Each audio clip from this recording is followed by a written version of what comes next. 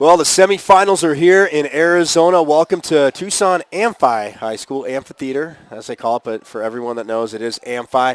And it is a huge matchup tonight. Boy, did they get the rankings right in Division II. The 1, 2, 3, 4 seeds are all in it. Tonight down here in Tucson, we have the number 1 seed, Salpointe Catholic Lancers, and the number 4 seed, Centennial Coyotes.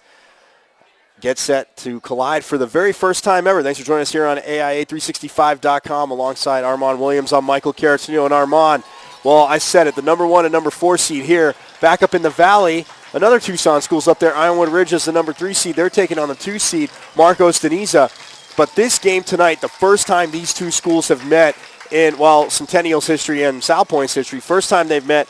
Let's start with the visiting Centennial Coyotes. I say visiting because, like I said, neutral field, about 5 minutes away from Salpointe and about 2.5 hours from Centennial High School. But for the 4th-ranked Centennial Coyotes, Coach Taylor been there since its inception in 1995. And if there's one thing we can always say about Centennial, it's athletic. And they definitely have that going for him here tonight. You know, Michael, he definitely has the athletes. You know, it's for Richard Taylor, it's been there, done that. I think he's going to depend heavily on his experience and his coaching experience as well as his team's experience and their athleticism. You're going to have to really try to get after this Salpointe Catholic team. The Salpointe team, they're very athletic. They get after it as well. Yeah, you talk about, obviously, Centennial, Jaylen Ortiz, the big recruit, the senior Armand, headed to UCLA. I was talking to you before the game saying I actually got to meet Coach Mazzoni before at a Centennial game. Got to meet Coach Mazzoni, and he was there checking him out and all that good stuff. And I tell you what, right now, it is a very athletic team in Centennial. But you know what? You turn around and you look at Salpointe, well, they have a lot of toughness to their team. They have a lot of winning tradition, phenomenal program. And Johnny Pena, the running back, played a little quarterback season when he had to. But you talk about a 1,000-yard rusher playing can do it all over the field. Oh, and on top of that, he's only one of your smartest guys on the field, Armand, with a 4.0 GPA. Yeah, I understand. This kid is looking at a lot of Ivy League schools. Looking at Cornell, Georgetown, a couple other schools. He wants to go Ivy League. He wants to be a med student, pre-med, not a smart kid. So obviously he doesn't just do it on the field. He does it academically as well. Yeah, definitely. It was awesome catching up with Coach Benet. Like I said, his 12th year here. 14th overall, 12th as head coach, but that's what he said. I mean, listen to these schools. Armand said it, guys. Ivy League, Princeton, Cornell, Georgetown, just to name a few, obviously, which, you know, not your everyday average kid is getting into those schools, as you and I both know. But not that you couldn't. I know I couldn't. But Armand could. I don't want him to hurt me up here. I don't know about all that, but. No, but, yeah, I mean, obviously, against Ironwood Ridge, Coach Benet was talking about how they had a strong performance. Armand, check these stats out. 37 carries for 187 yards. Got up the next day like it was nothing. Yeah, that's something going up against Ironwood Ridge. That is a one common opponent that both these schools have. Of course, Centennial had that loss. They suffered a loss early in the season to Ironwood Ridge, whereas Salpointe beat them, and that's the reason why they have the number 1 seed going into this game. So pretty evenly matched game, although, you know, Centennial lost to Ironwood Ridge. Talking to Benet, he says there really is no advantage, really, when you look at that game film between those two teams as far as trying to match up for tonight and trying to prepare. Absolutely. Looks like Centennial will get the ball first. So Centennial will get the ball first, and you see both teams just absolutely jacked up to play them on. And that's what I love about, obviously, the playoffs. I mean, the whole winner-go-home cliche, everybody knows that. But you know what? The intensity that it brings out in both teams. And you see, obviously, Salpointe. I like the uniforms with the black and the maroon numbers because they're easy to see the numbers. Centennial's got the white and the blue. Centennial's got the white and the blue. And all I know now is that the semifinals are here. And for Centennial, we talked to Coach Taylor. This is their 9th straight year in the semifinals. Yeah, and you know what? Not only are these schools pretty evenly matched. You mentioned that Richard Taylor, his 9th season in the state finals, or in the state quarter semifinals, it's going to be a really big game for him. For Salpointe, this is their first time really going this far into the playoffs. It's going to be a really interesting matchup. But you know, you think that experience is probably on the side of Coach Taylor. But Salpointe, they do have home field advantage, and they have the crowd here and they're hype. Absolutely. So expect a really close competitive game. And, the other thing that I like, too, Armand, is that people say, the first time not to overcoach. Talking to Coach Benet, definitely did not get that feeling. They're trying to do new things. He said the same thing, stick with the girl that got you to the dance. Like I said to Coach Taylor, got to, stick with the bride that got you there. And you know what? Like, that's one thing I love hearing coaches. We know who you are.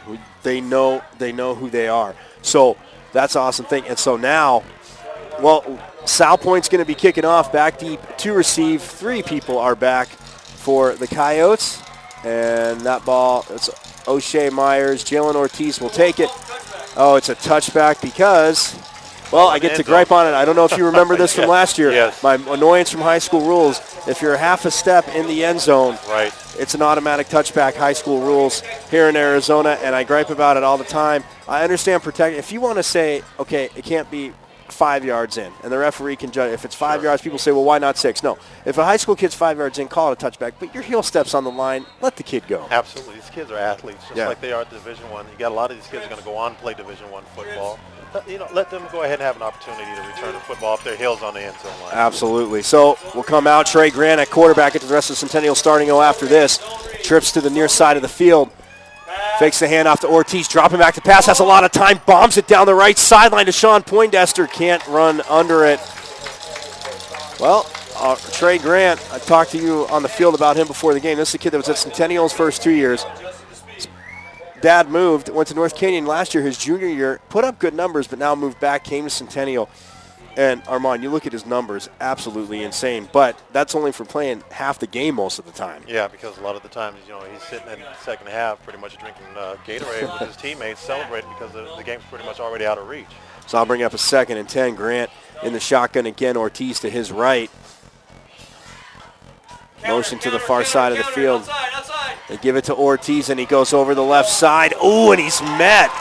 Nice pop on the far side of the field. And that was number 2 for Salpointe, Jake Noonan. I was kidding you before the game, number 2. What a pop by Noonan right there, Armand, to stop Ortiz. That'll bring up a 3rd and 5 now, but Centennial going with this hurry-up offense. And you know what? That is a statement hit right there. That 2nd down, long, good yardage by Centennial, but definitely a statement hit. So Grant now has time to throw in the shotgun. Oh, and it's complete to... Looks like that's Jalen Briscoe out of the backfield, across midfield, and gets pushed. Oh, that's Jaylen Ortiz. So it was the right Jalen, wrong number, though, 2 to 8. And he gets pushed out of bounds in Salpointe territory at the 45. Armand, real quick, the rest of the Centennial starting offense. Laith Freck is your left tackle. Spencer Nathan, your left guard. Tyler Elam, your center. Hayden Johnson, your right guard. And Cameron Bennett is your right tackle.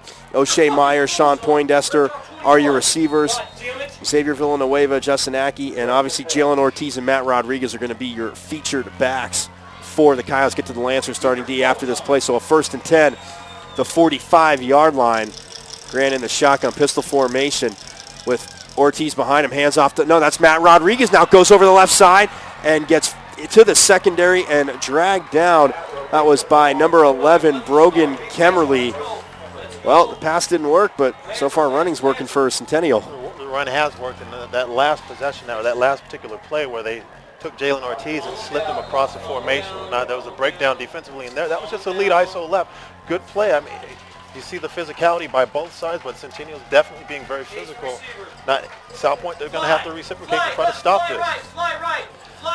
So now Grant changing the play up at the line. Is in the shotgun now. Rodriguez to his, shading him to his left in the pistol. Minute and a half in. Ortiz comes in motion.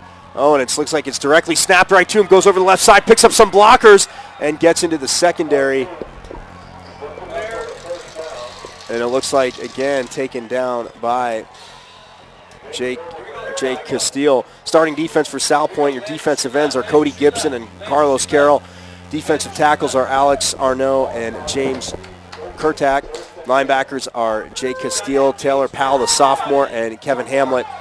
Noonan and Brogan Kemmerly are your corners, and Denson and Williams are your safeties. Handoff goes up the middle, but this time the defensive line says not this time.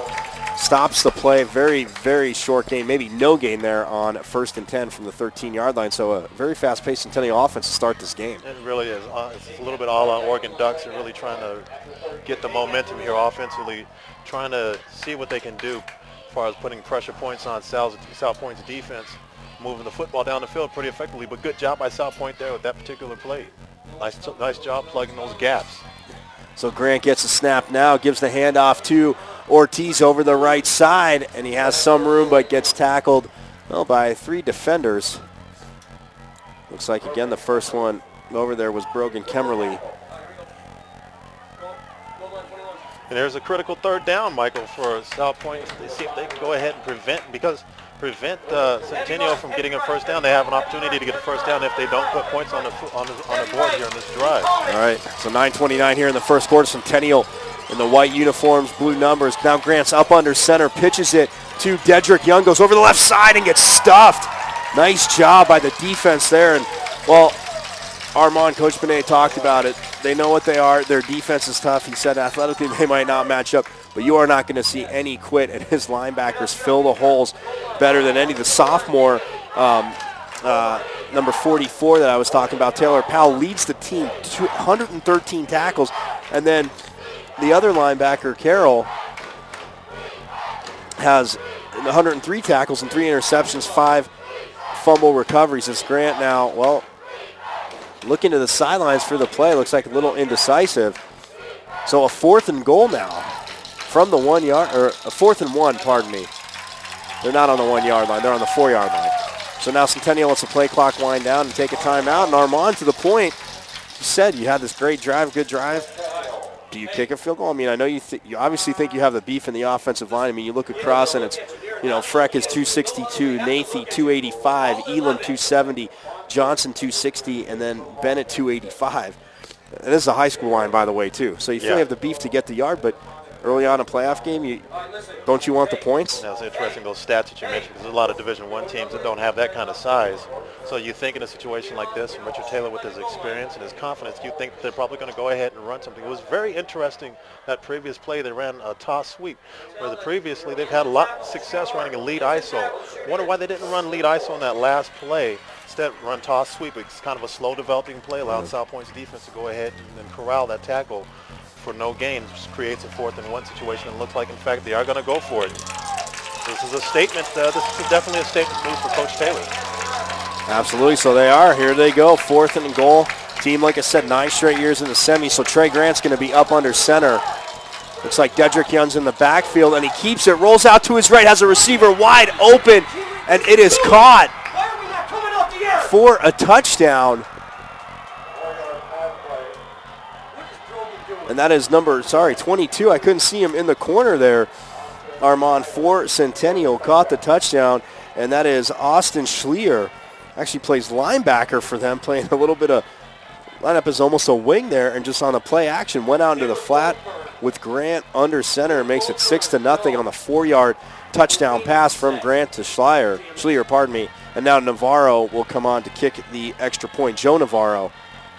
Well, Joe Navarro's only 130 pounds, but he's a soccer player and he's a lefty, and that extra point is good. So 7-0 Coyotes up here, 8:31 left to go here in the first quarter of play. And Michael, I think you can attribute that touchdown to the success that Centennial's had with the running, with the ground attack, particularly with the lead ISO. They had a sweep there that was very successful. They're in the 4th down and short with an opportunity to get a first down. If they did get a touchdown, they decided to go ahead and run play action. They suckered in the linebackers, were able to go ahead and slip that wing out to the flat for an easy touchdown. Definitely want to thank sponsors here of AIA365.com, Arizona Sports Preps 365. Be sure and join us every Saturday morning from 9 to 11 for Arizona Sports Preps 365. It's the only show of its kind in the Valley, talking about high school sports and the stories and topics that affect high school students and athletes each week. Go beyond the scores and stats every Saturday, only on Arizona Sports 620 and Arizona Sports Preps 365. So Navarro gets set to kick off. And he will do so from the 40. He gets a nice kick, and, well, that'll be returnable for Salpointe as it comes down at about the 2-yard line. And they fake the end around and going over the far side of the field. and gets up to about the 20-yard line, maybe a little bit past the 20. And that was number 11 for Salpointe. That was Brogan Kemmerly. So now we're going to get to see the quarterback, the tough quarterback, Andrew Cota. And this kid on the year, Armand, a huge year. Obviously, we talked about his toughness. Coach said he broke his arm early in the season, second game of the season, and then played the next game against Tucson High, and then had surgery, missed 4 weeks, and now he's back playing. And you talk about toughness for a junior. Anyone in general, that's huge. Yeah, you don't get much hard nose in that. That is hardcore. And this kid can definitely play. He's got toughness, tenacity, and they're going to depend on him heavily tonight. Go ahead and try to make this as good as much of a Salpointe game as they can possibly make it. So now we get a flag on the play before the that'll give us a chance to get to the starting offense. Like I said, Andrew Cota, the 6'1", 180-pound junior starting at quarterback. Your defensive or your offensive line at tight end, is Jack Dobbins, a 6'3", 210-pound senior left tackle. Travis Pfister, a 6'3", 270-pound senior left guard. A 6'1", 230-pound junior is Austin Weaver. Gabe Sandoval is your center. Cody Gibson is your right guard, and Breon Ozen is your right tackle. Get to the rest of the offense after this play, but now it's a 1st and 15 from the 16-yard line. So again, getting pushed back just a little bit as Cota hands off to Pena, trying to go up the left sideline. Like Coach said, a lot of powers, a lot of traps, and said when you talk about Johnny Pena on the season, I mean, you can see it that he rushed for 215 carries, Armand, for 1,491 yards, just about 7 yards per carry. 78 yards was his long, and 24 rushing touchdowns. Yeah, I would call that efficiency. As it looks like the handoff comes to the near side here and going out of bounds at about the 23-yard line.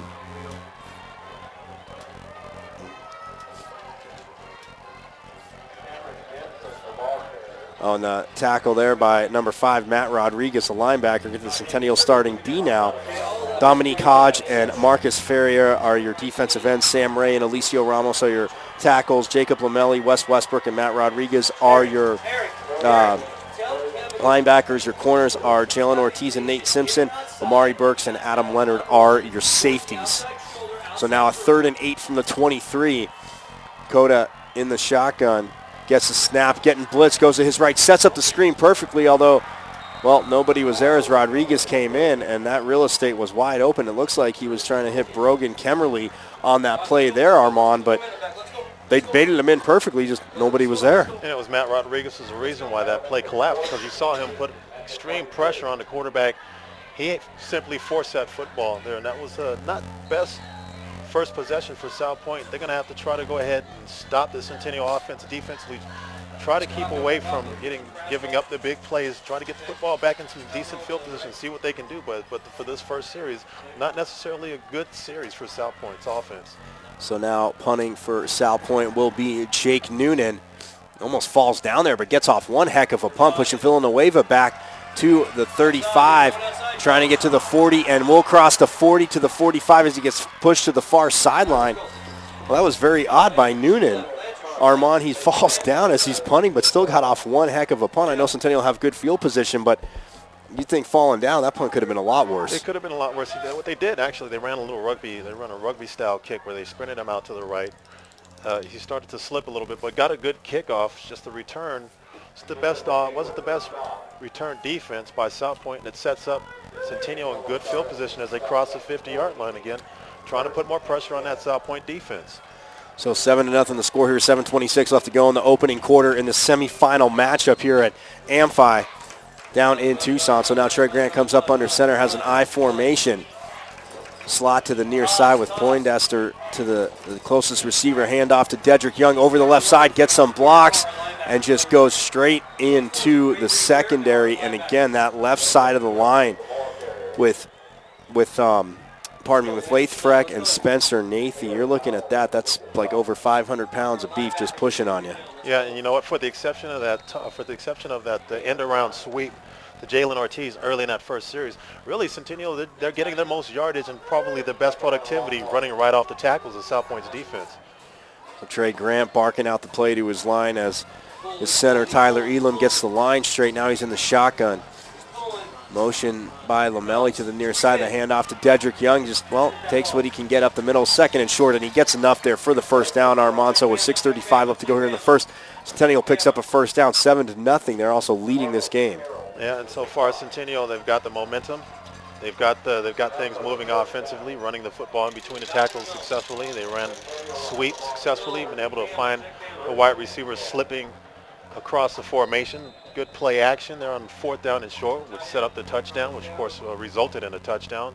Centennial and Salpointe, they got Salpointe on their heels so far. Salpointe's going to have to really bone up defensively and try to make a stop. Grant now in the shotgun, and he completes the pass out in the flat. And that was to, number 82, Dominique Hodge. Not used to seeing him too much on the offensive side of the ball. But when you're when you're about 6'2", 6'3", about 180 pounds, guess what? And you see him as a defensive end, you call him undersized, but he's fast. Makes that catch there. And, again, a 9-yard gain, making it 2nd and 1. And, again, it's because of the offensive productivity and their ability to run and pass. They're spreading the football around very successfully so far tonight. Grant in the shotgun gets a snap. He'll keep it himself over the left side as he fakes a handoff to Ortiz. And again, that's one thing, you always hear coaches talk about it, Armand, is staying balanced. Talking to Coach Pooler yesterday before the game is just saying, we know what we do. Like you said, the first time, and even Coach Taylor, reconfirmed that our first time in the semis, we try to add all this. That's because they had 2 weeks in between games, too. So, we have an extra week. We can do this. We can do that. And it backfired. So he wants to stay balanced. But, so many weapons, so many hands that the ball can go to. And it's just, it's got to be great to call the offense, but also frustrating. Right. And what the Centennial is doing successfully so far, at least from my perspective, is that they're keeping it pretty simple. You mentioned that Coach Taylor, once upon a time, he tried to over-game plan. He's got a nice simplified strategy, and it's working so far. Trey Grant gets the snap. Dedrick Young in the pistol. Now he rolls to his right, has a man open in the flat, and it's complete. And he'll go down, and that was, number 86 for the Coyotes.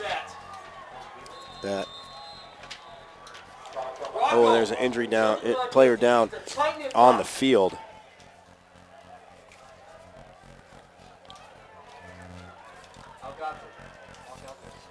Training staff going to go and check out. Won't be able to see what number it is until he was able to get up. Hope that he's okay, but the reception there for Centennial made by number 86, Keeson Green, 6'1", 180-pound junior, making the play right there. So getting more people involved in the offense. A lot of people, players I haven't seen, and again, Michael, they're evenly distributing the football, run and pass, as far as they're having their way pretty much for South Point's defense.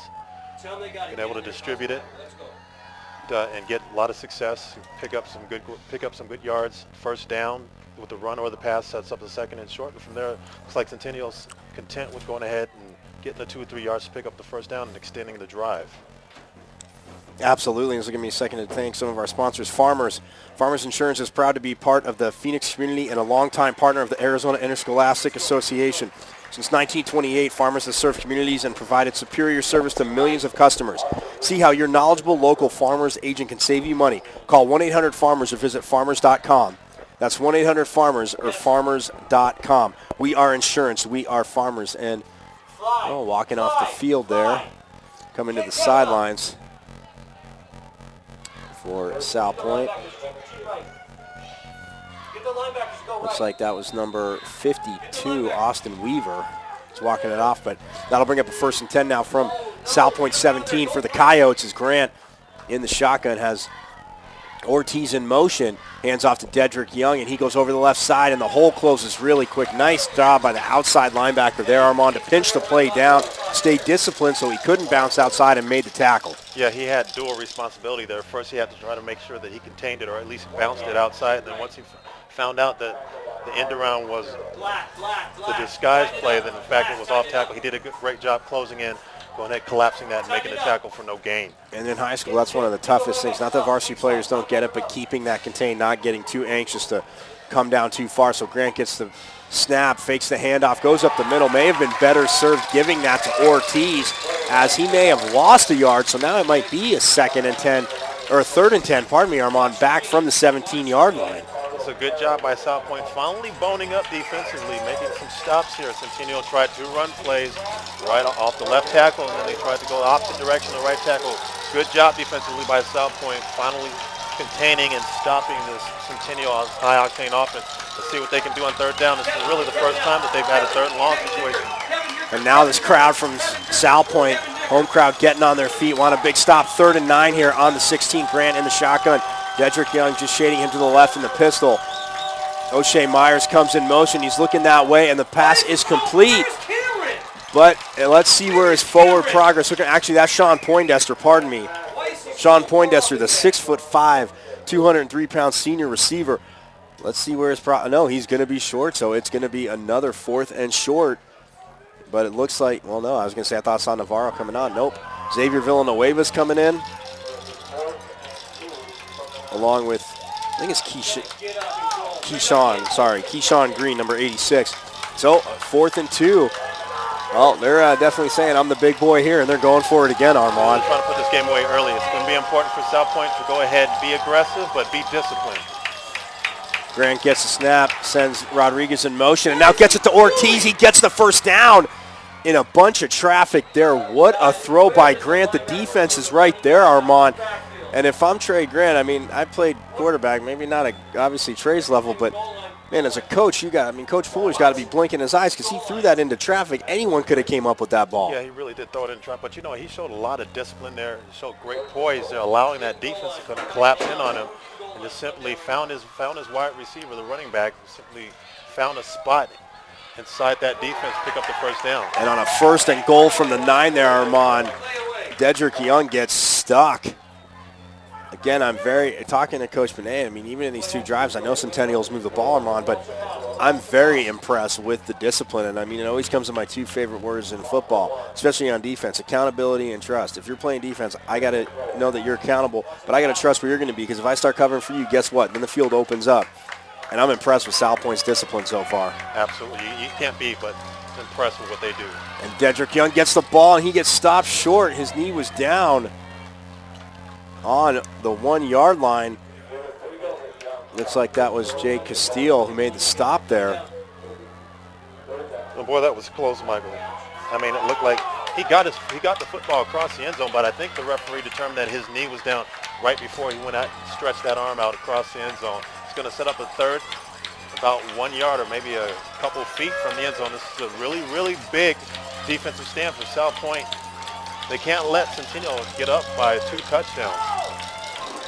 Grant pitches it to Dedrick Young, and it goes over the left side, and that is a 1-yard touchdown run for Dedrick Young.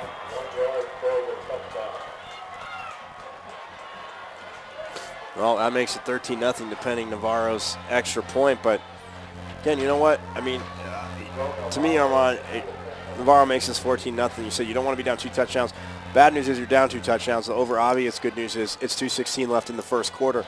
And the adjustments you can make, like I said, they're filling the gap. So if they're going to turn Centennial into a one-dimensional passing team, as the extra point there by Navarro is good, if they're going to turn Centennial into a one-dimension passing team, that could work out in their favor as the game goes on. And, something that hurt Centennial their first possession offensively was that they got penalized. If you remember, they had a delay of game penalty, I believe, or it might have been a false start, set them back 5 yards. Instead of 1st and 10, it was 1st and 15. They only picked up 4 yards, created a 2nd and 11.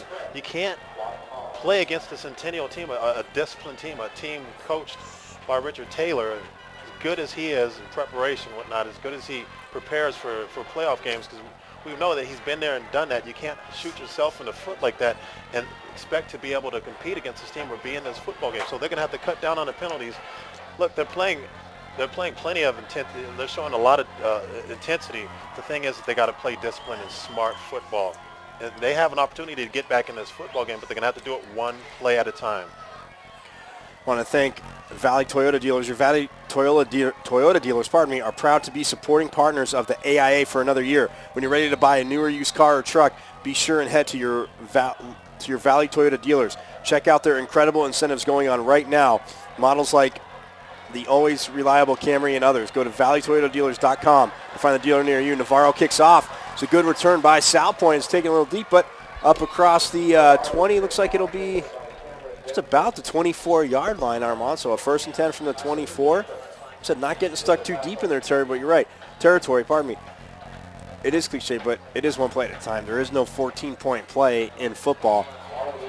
But like I said, their offensive line's not too small, Armand, too, because you look at, they're going 6'3", 210, 6'3", 270, 6'1", 230, 6'3", 225, 6'2", 250, and 6'5", 295. Yeah, right. You know, and as they say, you know, that old cliche, it's not the size of the dog in the fight, it's the heart of the dog that's in the fight.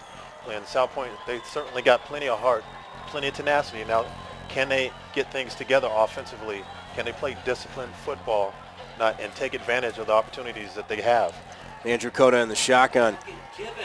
Hands off. Oh, no, Cota keeps it. I thought he was going to give it to Johnny Pena on the, the read option there, and Cota decided to keep it. Looks like Pena had some real estate to work with, though, Armand. And he's got to read that a little bit better, because had he went ahead and handed that football off on that option to Pena probably would have picked up about a good 5 to 7 yards and would have set up a 2nd and short, but instead, he decided to keep the ball collapsed, and it creates a 2nd and 10. They didn't pick up any yards, so this is actually not it. A 2nd and 11. They right, lose 2nd a and yard. 11, absolutely. So now Cota will come up I formation with Pena deep in the eye. Well, pitches it on the option to Pena, but there is Jaylen Briscoe coming up with Dominique Hodge. And wow, what a play there by the Centennial defense, stringing that out to the near side of the field. And now there's a flag, and you know that's going to be on Jaylen Briscoe, I think, for the celebration, the defensive celebration. And I know Coach Taylor just said to us, they had one penalty last week. If it is against Briscoe right there on the celebration, it's going to be 15 yards, I want to say, an automatic 1st down. And you know Richard Taylor is going to give him the right act if that's the case, and that is in fact the case. So instead of being 3rd and long situation on 2 inauspicious plays by Salpointe, that little exuberance, or that display of over-exuberance, goes ahead and gives Salpointe new life and creates a 1st down, their first 1st down of this football game. Right, absolutely. And you know, Armand, here's the thing. I'm not for taunting. If he would have been looking at Pena or Cota and did that, absolutely. But he's walking back to the huddle and he's fired up. I know you're supposed to act like you've been there before, but come on. You and I have both been on the field. Sometimes it's a tiny bit hard to control the emotions. I know Coach Taylor, like you said, isn't going to justify it, but right. I think there's got to be a little leeway. And while we say that, you know, we're not on the field, though, so you don't know if he said right. something to the true. opposing player, you know, when he was getting up after the tackle. But whatever it was, the referees determined that it was a big enough infraction to go ahead and throw the penalty and give Salpointe the 1st down to 15 yards. So 1st and 10 from their own 33. Cota gets the snap. Oh, keeps it this time and breaks a tackle, crosses the 40 to the 45 to midfield, picks up, well, their first down, not by a penalty. So now, well, like you said, wow, and I don't know if that was a misread or if the running back or Pena was going to take the ball, but Cota held on to that for a long time. It seemed like slow developing, but he gains just about 17, 18 yards on that play. And, you know, you saw the strength from Cota, from his lower body in particular, as he was able to go ahead and break that tackle. And if he's able to break tackles, he can go ahead and pick up good yardage. Picked up big yardage there. It's the first time that they crossed the 50-yard line. They're in striking distance, have an opportunity if they can go ahead and put together some more nice plays, continue to matriculate this football down the field, perhaps get across the end zone and make this a football game. And at Salpointe, they certainly have the confidence and the ability to do just that. Yeah, 1:04 left to go in the 1st quarter. It's been a pretty fast 1st quarter. Obviously, really we've seen a lot of running, very few incomplete passes. And now, but Salpointe, again, marching the ball. Centennial got off to a fast start.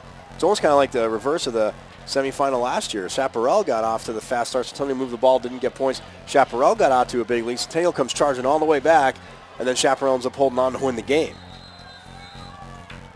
Well, we'll see what Cota can do, and obviously Andrew Cota, like I said, the 6'1", 180-pound junior in the shotgun as Nunez out in the flat, goes out to his receiver for the screen and breaks a tackle, gains about, 3 yards on that play. Bring up a 2nd and 7. They're probably going to have to run one more. Stay, Ace. No. Ace. Coach, Ace right. Are we in my personnel? Ace right. So I think they're going to have to run one more play. Sorry about that, Armand. I was looking at the clock. But, yeah, I think they're going to have to run one more play. But, again, moving the ball down the 3-yard gain, so it's 2nd and 7. Yeah, and now they're starting to finally move the football and having success, spreading it around as far as the run and the pass, distributing it equally amongst the players, and they're having good success at it. Now the handoff goes to Pena up the middle, and that'll be the last play of the first quarter, and that'll bring up about a 5-yard gain there. Bring up about a 3rd and 2 for Salpointe when we start the second quarter, but I'm with you on that. One play at a time. Settle down. Obviously, like I said, their first semifinal again. Obviously, the players are jacked up sometimes. Sometimes the adrenaline gets to you. But overall, I know Centennial scored 2 touchdowns, but it's not like there were gaping holes in the defense. Right, absolutely. And, to Salpointe's credit, this is the first time that they've really been this deep in the playoffs. So they probably got a little bit of jitters, just trying to work out the kinks. Now it looks like they're finally starting to settle down, starting to move the football offensively, and that's going to be the key for them in this game. Can they move the football offensively, keep that Centennial defense on the field, but not keep that offense off the field, try to get back in this football game? Well, it's 14-0 here, the score on AIA365.com. Armand and I are going to step aside for a quick second. When we get back, awesome second quarter action here from Tucson Amphi. 14-0, Centennial leads Salpointe.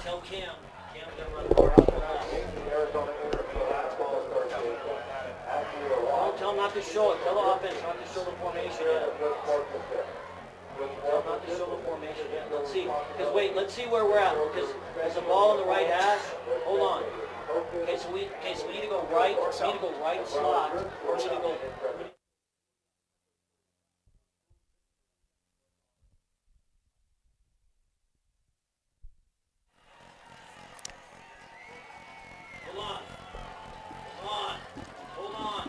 As we get set to start the second quarter here from Tucson Amphi, this semifinal meeting in Division II between the Centennial Coyotes and the Salpointe Lancers.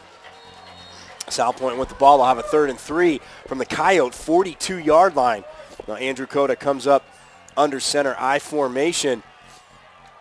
Oh, and Pena stuffed in the backfield up the middle. Looks like the middle linebacker, Wes Westbrook, who Armand has had a phenomenal season in the middle last 2 seasons for Centennial. Just seems to get it, shoots the gap there, and, well, looks like it'll be a 1-yard loss, make it a 4th and 3. And it looks like Salpointe will be punting, as going back deep to receive for the Coyotes is the junior, number 84, Xavier Villanueva.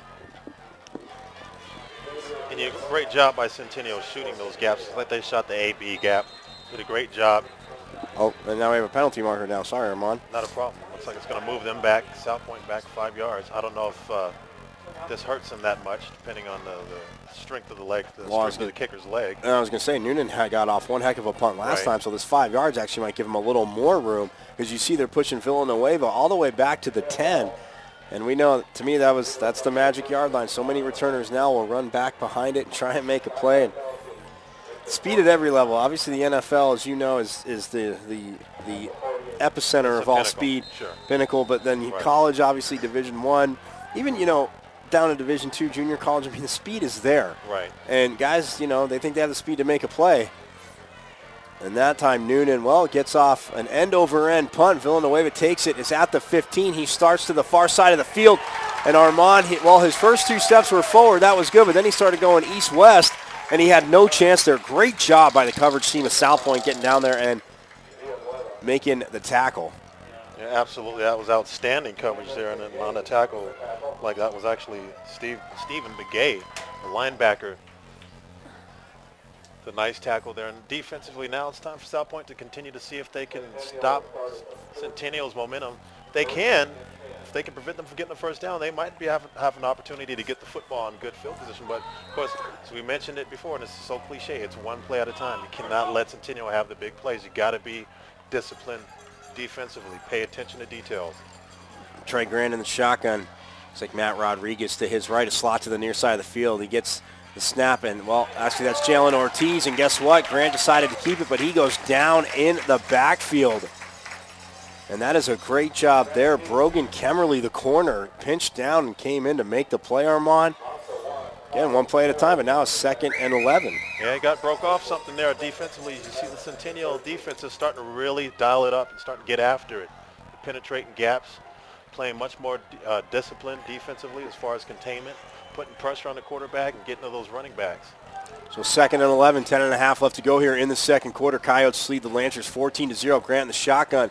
So back to his left. Lamelli comes in motion, hands it off to Ortiz, going over the right side, bounces it outside Armand, and he's going down the sidelines. It's going to be a foot race, a good angle, and the UCLA-bound Jaylen Ortiz is going to take it 87 yards for the touchdown as the Centennial crowd erupts. But again, it's just man-on-man out there. Salpointe, they're in position there. There's not much you need to tweak. I guess the one thing, like you said, you can't really adjust for is speed, because taking an angle on that play was Cameron Denson, the receiver, or the free safety, had the perfect angle, but Ortiz just turned on the speed. That's why he's going to UCLA. And you got to give credit to the Centennial's blockers. They did a good job putting hat on hat, giving them an opportunity to get outside. And once he got outside, Jaylen Ortiz utilized that speed, that Division I speed to get to the outside and beat containment, take it all the way for a touchdown, and really open this game up. As Navarro's extra point goes right down the middle, making it 21-0. Coyotes, 10:09 left to go here in the second quarter. Get all the scores first and catch coach and player interviews only on the AIA365.com Friday night wrap-up. It's 2 hours of nonstop game coverage and complete game recaps. Go to AIAonline.org for station information for all the stats, scores, interviews, and more every Friday night starting at 9:30, the AIA365.com Friday night wrap-up show. And you can catch that on AM 860 locally in the Valley. Like I said, you can go on to AIAonline.org, get the station information. But in Phoenix metro area, AM 860, you can hear Dave Zorn, Kurt Blakeney, and the ever-talented producer Pablo Rios with that show, breaking everything down. And obviously, semifinals, we get to focus in on so many more, or a few less games. So they're big matchups tonight. We'll touch on that in a second as Navarro kicks off. But chance to return it. And he's at the 5. He's up to the 10, trying to get outside. And, well, we'll go down at about the 13-yard line for Salpointe, and getting up a little slow. And that is number 11, Brogan Kemmerly. So again, Armand, like you said, I know you said if you're Salpointe, it's one play at a time, but at the same time, I think they got to start challenging Centennial downfield. Yeah, they're going to probably have to start spreading the football and trying to work it down the field. But you don't want to deviate too much from what got you there. Like you said, you got to take the lady that took you to the dance in the first place. You can't try to deviate too much. Just try to get back into this football game. Got to be meticulous with it. Got to be disciplined and smart with that. And you can't sit in there and take home run shots, not because then you're really out of character what got you there in the first place. So Cota gets the snap in the shotgun from the near hash, hands off to Johnny Pena.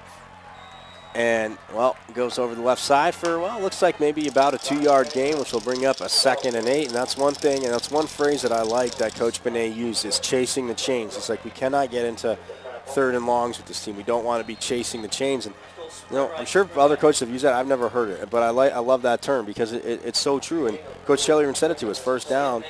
To me, first down, everybody says 3rd down is the most important down. Well, if you're in a 3rd and long, 1st down just became the most important down. Absolutely. 1st down, I think 1st down and 2nd down, a little bit less, but certainly 1st down. If you can establish yourself on 1st down, pick up 5, 6, 7 yards and create a 2nd and short, just opens up your offensive playbook so much as far as what you can do. Here comes the blitz by Rodriguez. Cota gets it off into the flat, and it is complete to his receiver, Brogan Kemmerly, the 6-foot, 180-pound senior. A few more yard gains there, and they're not a few more yards gained, so it's going to be about a 3rd and probably a long 2, almost 3 yards. And again, this is a manageable 3rd down for Salpointe. It's depending on what they decide to do now. They've had some success running the football. They've had some varying success running the football and some success throwing screens and flats, not short routes, so it's going to be interesting to see what they dial up here on this 3rd down. Cota in the shotgun. Sends Kemmerly in motion from the near hash, gets the snap, dropping back to pass, has time. Ooh, had the tight end screen set up perfectly. Looks like that was Jack Dobbins that was right there. It's a penalty marker on the field. And that might be a late hit, and that might be on Centennial, which would get Salpointe a first down. It's depending on what the referee saw on the field. And actually, it's an ineligible receiver downfield. Yeah, I saw the offensive lineman about a good 5 yards in front of that would-be wide receiver. Yeah, Jack Dobbins is pretty big at 6'3" and 210. But if it was any one of his linemen in front of him, you're not going to miss guys 6'2", 6'3", and up 250 downfield. No, and unfortunately, he just threw that. Felt the pressure, just threw it, just sailed it about a good 4 or 5 yards over his head. But had he picked up that first down anyway, it would have that penalty would have negated that first down. And you know, Armand, they've set up 2 screens beautifully. It is going to click one of these times, and they're going to go for big gainers because it seems like Centennial has been vulnerable on that defensively. They're applying a lot of pressure on the Salpointe team. Villanueva back deep to receive Noonan's punt, goes rugby style, gives his team a nice line drive punt, forces Villanueva all the way back to his 36-yard line. Now he's up to the 40, going east-west at the 45, turns up, crosses midfield, and goes down at, again, the Salpointe 48-yard line, and that's number 44. Yeah, that's a sophomore linebacker, right, Tyler Powell. A little bit banged up. And Salpointe, so far in this game, you've had a couple players get banged up. It shows you the level of physicality in this football game. I hope he's okay. Like I said, only a sophomore, leading the team with 113 tackles as a linebacker, and just to see somebody that obviously can read the offense. I mean, you know, I know in high school they probably don't watch as much film. Well, they watch film, but not as much, obviously, as you watch in college. And you just don't have as much of an opportunity right. as you would in college or in professional football when that's all you do pretty much. And at the pro level where that is all you do. That's all you do is look at game film, or you're walking through, or you're on the practice field. But for the sophomore, like I said, to lead the team with 113 tackles, obviously a bright future for him. And the depth of talent here at Salpointe, the tradition, I should say, and like I said, every year, just reading the scores, I know a dominant program, and it's only a matter of time before it clicks. But this will give me a second to remind everybody, be sure and join us tomorrow. Armand and I will be hanging out at Washington High School for the Division IV semifinals, but we'll get to that in a minute. Be sure to join us tomorrow for more heart-stopping semifinals action. We'll have semifinal showdowns in Division 3, 4, and 5. Our gridiron coverage gets underway at 3 p.m. with matchups in Division 4 and 5, followed by games at 7 o'clock in each of these divisions. Every big play, every key stop, and there's only one place you'll see it, the exclusive home of playoffs and championships, AIA365.com. Yeah, Armand, you and I actually get the Division 4, which it's pretty funny. It's kind of like the Sesame Street division. 3 of these kids are doing the same. One doesn't belong. 3 of these kids are coming from the White Mountains, and 1 Seton Catholic, absolutely, as a number 3 seed, gets to. I mean, Washington's a little bit of a drive, but gets to stay within the valley. Sure. And they're coming over there, and that is going to be that Seton Catholic Sholo game. It is going to be interesting. And I talked to Coach Reisdorf. It's familiar territory for them. Been there, done that, as you know too. Absolutely. And his line, in talking to him, and I know we'll see this more tomorrow. We'll touch on it more tomorrow. But his O-line usually barely. I don't think anyone goes over 200 pounds. He says he basically has fullbacks playing O-line, and they punch you in the mouth. They don't stop. They don't stop as Powell is on his feet. It's this Salpointe crowd. But, again, that's going to be a very interesting game between Seton Catholic. Obviously, Blue Ridge, we know the favorite, Coach Morrow. I don't know if there's any more accolades he can reach. And, I mean, phenomenal is an adjective I could use. There's probably a million more everyone could use. But that's just a great day of semifinals tomorrow. I'm definitely looking forward to it. Obviously, Seton Catholic they've got a great offense, pretty explosive offense. Great quarterback, but you got to give credit to those teams up in that Sholo area. They just, I don't know if it's something in the air or something in the water. But I was going to say kids, the water. Football, buddy. They get after it. Absolutely. We saw the championship last year up in Flagstaff, and man, I mean, Sholo, it was a rematch, but just the physicality, just in the beginning of the game, unbelievable. But back to action now. So 1st and 10 from the 49. Grant in the shotgun, dropping back to pass. He pump fakes. Now he's looking down the near sideline and he bombs it down the far sideline. Oh, and it's incomplete. Nice defense there by the corner. Looks like that was number 9, Jake Noonan. And the intended receiver was O'Shea Myers. Sorry, I got excited there when Graham pumped it. He pumped to the near sideline looking for Dominique Hodge. bombed it down the far sideline. But you look at Trey Grant's deep ball, and Armand, real quick, one of the most beautiful deep balls I've seen all year. Absolutely, and it was literally, I mean, as good as a deep ball as that was, and you literally, you generally look out for that play in that situation when you're at midfield, first play, deep ball down, but that was literally almost picked off. Great defensive coverage there. And they set the screen up to Ortiz, but that'll bring up a third and, well, just about 2. It's like from the 42. Actually, the 43. So 3rd and 4, pardon me, from the 43. Again, this defense is starting to get stingier as the game goes on. Yes, they are down by 3 touchdowns, but they're making adjustments very nicely on the fly. As Grant in the empty set drops back from the far hash, throws it the post to Xavier Villanueva, and well, Armand Villanueva is only listed at 5'10". He would have had to been about 6'2" to catch that ball. Yeah, he would have. That ball is just a little bit high, a little bit to the outside of him. But against Centennial, they had the football around midfield. They're going to be putting this football, probably will have an opportunity to pin Salpointe deep inside their own territory. So even in situations like this where they're not picking up first downs, they're winning the field position battle, which is going to be critical, which is critical in just about any game, especially a playoff game like this. So 4th and 4, and they're actually punting now. Tommy McConnell will see his first punt of the night, and there is nobody back to receive. McConnell is their backup quarterback, so they could fake it, but, well, doesn't get really that great of a punt off, as it looks like it went off the side of his foot. Takes a Centennial bounce, Armand, inside the 20, down to the 15, and it will stop rolling at the 11-yard line. Salpointe with no one back to return, and didn't think they'd really fake it. McConnell started a game this year and obviously played in a lot like we talked about, so it's always a threat there when your backup quarterback's a punter, but no one back deep to receive, and now Salpointe will have a long field to work with 1st and 10 at their own 11-yard line. And perhaps, not saying that that play would have changed at all, gone any differently, but perhaps had they had a man deep to return that ball, perhaps that ball wouldn't have rolled all the way to the 11-yard line before it died.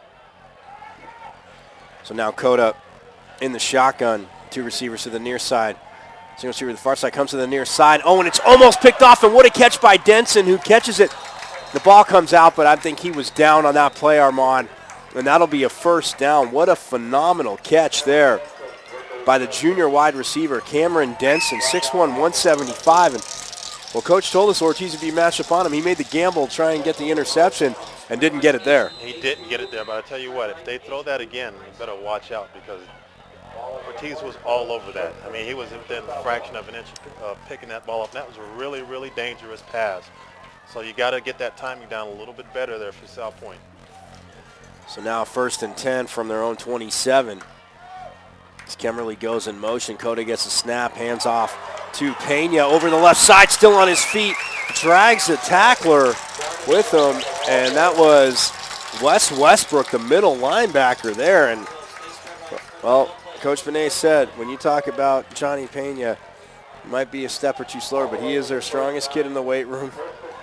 First to show up, last to leave, and just a beast, he said, in the weight room, and it showed on that play there as, well, looks like jumping off sides defensively was Alicio Ramos.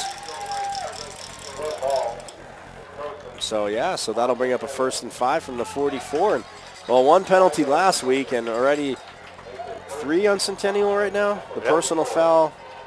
Oh, no, 2. The personal foul on this because the other one was on Salpointe. Right, so 2 on Centennial, not bad, but 1st and 5 from the 44. And you certainly know Richard Taylor, Coach Taylor's going to definitely harp on that at halftime, even with the lead.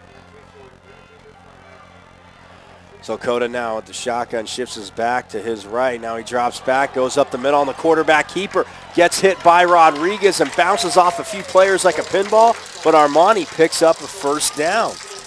And, that was a nicely designed play. I like the snap back to him from behind, from shotgun formation. He paused like he was looking perhaps for a wide receiver, or maybe he's going to go ahead and hand it off and pitch it out. Decided to go ahead and tuck it himself, pick up nice yardage, get them right around midfield. So now we have a 1st and 10, like I said, right from midfield as Coda call out of plays. Now he'll bark the play out to the offensive line. He's got a slot to either side of the field. Pena to his left. He's in the shotgun from just about the middle of the field. Dropping back to pass, has a lot of time, goes downfield. Well, his man ran a post, and he threw more of a fly, and I got to go with his receiver there, Armand, and that was Cameron Denson, because the post was open there. Simple miscommunication, because as you said, the receiver ran an 8, and the quarterback threw a 7. So somewhere in between there, they're going to have to try to find out exactly where the communication gap broke down. And he had an opportunity to had he thrown it in the right direction, or the receiver ran the right route, he could have picked that up. Perhaps it would have been in the end zone celebrating his teammates, but instead it falls inauspiciously incomplete. And maybe Cameron Denson read the defense and thought his quarterback would see the same thing and broke it off to the post, because like we said, it was open. But you're right, miscommunication or misread. But now that brings up a 2nd and 10 from midfield. Cota with the snap. Here comes the blitz. It's picked up well, and now a flag comes down. Looks like it might be holding as somebody's towel comes flying off too. That's incomplete. But the official was right there, and I think that will go against Austin Weaver on that, so that will make it.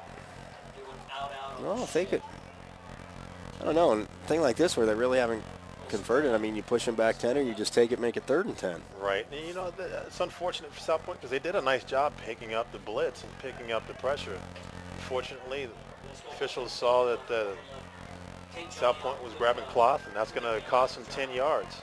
And that's critical for this team, that they have had a lot of success really throwing this football down the field.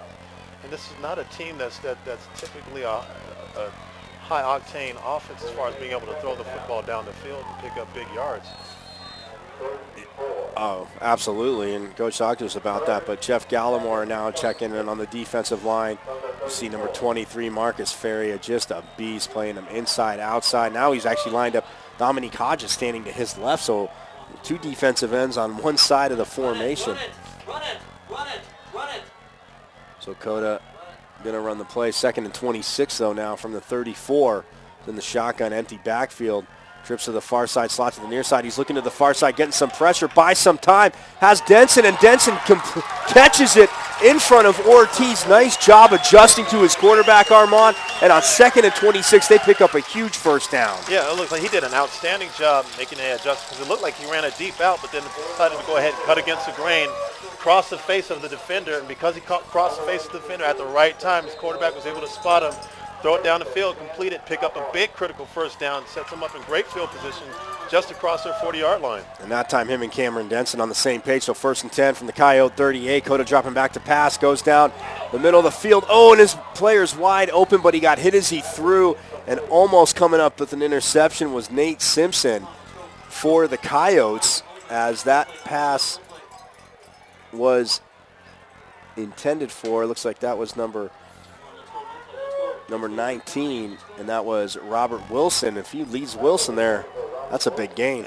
He would have scored a touchdown had he had just a fraction of a second more to throw that football. It certainly would have been completed, probably would have been a touchdown. So now the junior Cota, empty backfield again, 2 receivers, or trips to the far side, 2 receivers to the near side. He'll take the snap from just inside the near hash. Dropping back to pass. His line giving him a lot of time. Steps up and bombs it downfield. Has a man, and it's caught at the 5-yard line, Armand, and taken down by Amari Burks, the safety, and Burks almost looked content there to let the receiver come in front of him and make the catch. Yeah, he did. He let him cut across his face again. It's like what happened the previous couple plays ago, where he cut across his face, picked up the big yardage to pick up the first down. He does it again, gets across him, and just shows his athleticism. He's able to come up with that football, because it wasn't necessarily bad defensive coverage. It's just better offense. Yeah, McDaniel, looks like that was McDaniel that made that reception. So now it's a 1st and goal from the 2-yard line, and look who woke up, Armand, the Salpointe crowd. And like I said, they don't have to drive too far. Absolutely packed here at Amphi. Centennial crowd actually traveled well too, so got to be impressed with that. So a 1st and goal from the 2-yard line, 4:40 left to go here in the second quarter, 21-0 Centennial. Johnny Pena looks like gets the handoff over the right side and scores the touchdown.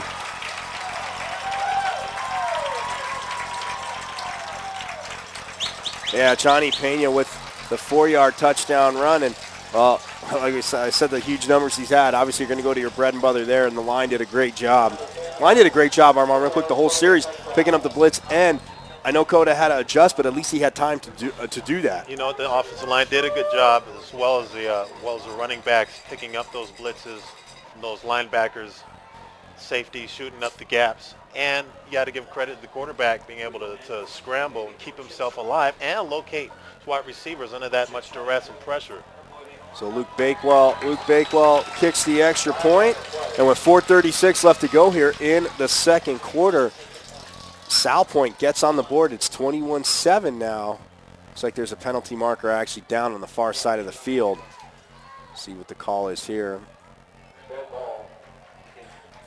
Well, it's a false start, so they're going to have to kick the extra point again. So it's 21-6 technically still. 4:36 left to go here in the half, but Armand talked about, they got one drive, build a little confidence. And another thing is, some guys I know playing both ways, but for guys that aren't, let the defense get a little bit of a rest there. Yeah, get them, go ahead and recharge their batteries, get after the Centennial offense. It's coming up possession, see if they can go ahead and make another stop, get the football back. Who knows, maybe have a couple minutes left here in this first half. See if they can establish another drive. And the extra point is up, and it is good again. So gets pushed back a little further there, but Luke Bakewell, puts the extra point through, making it 21-7. Ready to finish your college degree? Transfer to Grand Canyon University. Choose from degrees in business, liberal arts and science, fine arts, education, and healthcare. Contact us today for your personal transfer plan, detailed course schedule, and scholarship opportunities. Visit transfertogcu.com. Well, Armand, 21-7 left. 21-7 the score here, 4:36 left to go in the second quarter. Now, defensively, I know it's going to sound odd to people.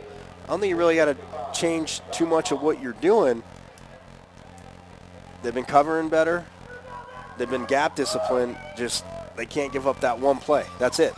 Just a little bit, maybe slightly, just a little bit more attention to detail. But, you know, as far as the enthusiasm, as far as the tenacity, getting out of the level of physicality, it's exactly doing everything that you want to see from Salpointe to this point. I mean, all they got to do is just take advantage of the opportunities that they're going to get against Centennial whenever Centennial maybe has a letdown, especially offensive when Centennial's offense is out there, and see if they can go ahead and capitalize, force a long third and long situations for Centennial, and try to get that football back to your offense.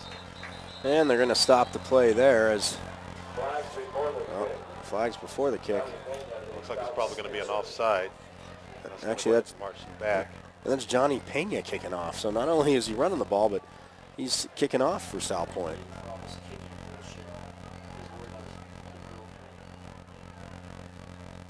And again, we talk about attention. I've talked about it before. Attention to detail. Stuff like this, you can't allow yourself, just when you're starting to get momentum back and get back into the football game, you cannot kill yourself. You kill yourself when you do stuff like this. You have to have attention to detail at all times, especially you have opportunities to get back in this football game, which is what Salpointe has. But because of this, they're going to give the football back to Centennial with much better field position. So Jaylen Ortiz, O'Shea Myers, and Tyler Simpson back deep to receive. They have three returners, but Ortiz is in the middle, so you know where they want the ball to be directed to.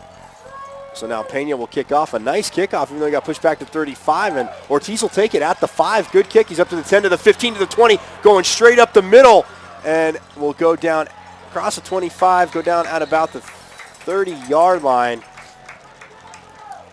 But not for being pushed back to the 35. No, he's up at the 30, but basically maybe sacrificing 10 yards. I know you don't want to against that offense. Not really.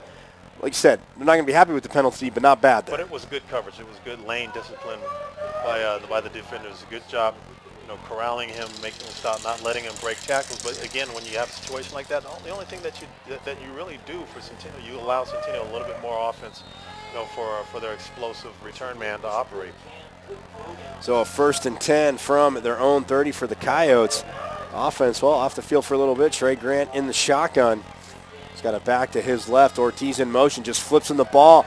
Going east-west, trying to get the corner, and he does. And he's up across the 35, and a flag comes down. Really late on the play, thrown by the official. And a second flag is thrown and actually hits a Salpointe defender, number 26, in the back. Home sticks in his back for a second before it falls to the ground. So it's like a late flag after the initial flag. So we got 2 penalties, it looks like. And that was Nick Welchert that it hit. So holding on Centennial. Sideline warning.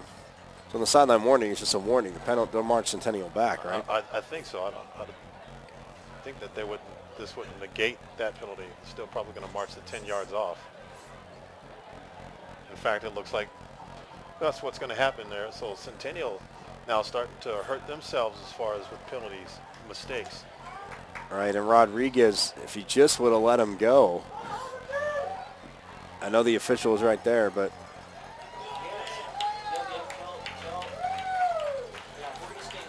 so it's a 10-yard penalty. You bring up a 1st and 20 from the 20-yard line now.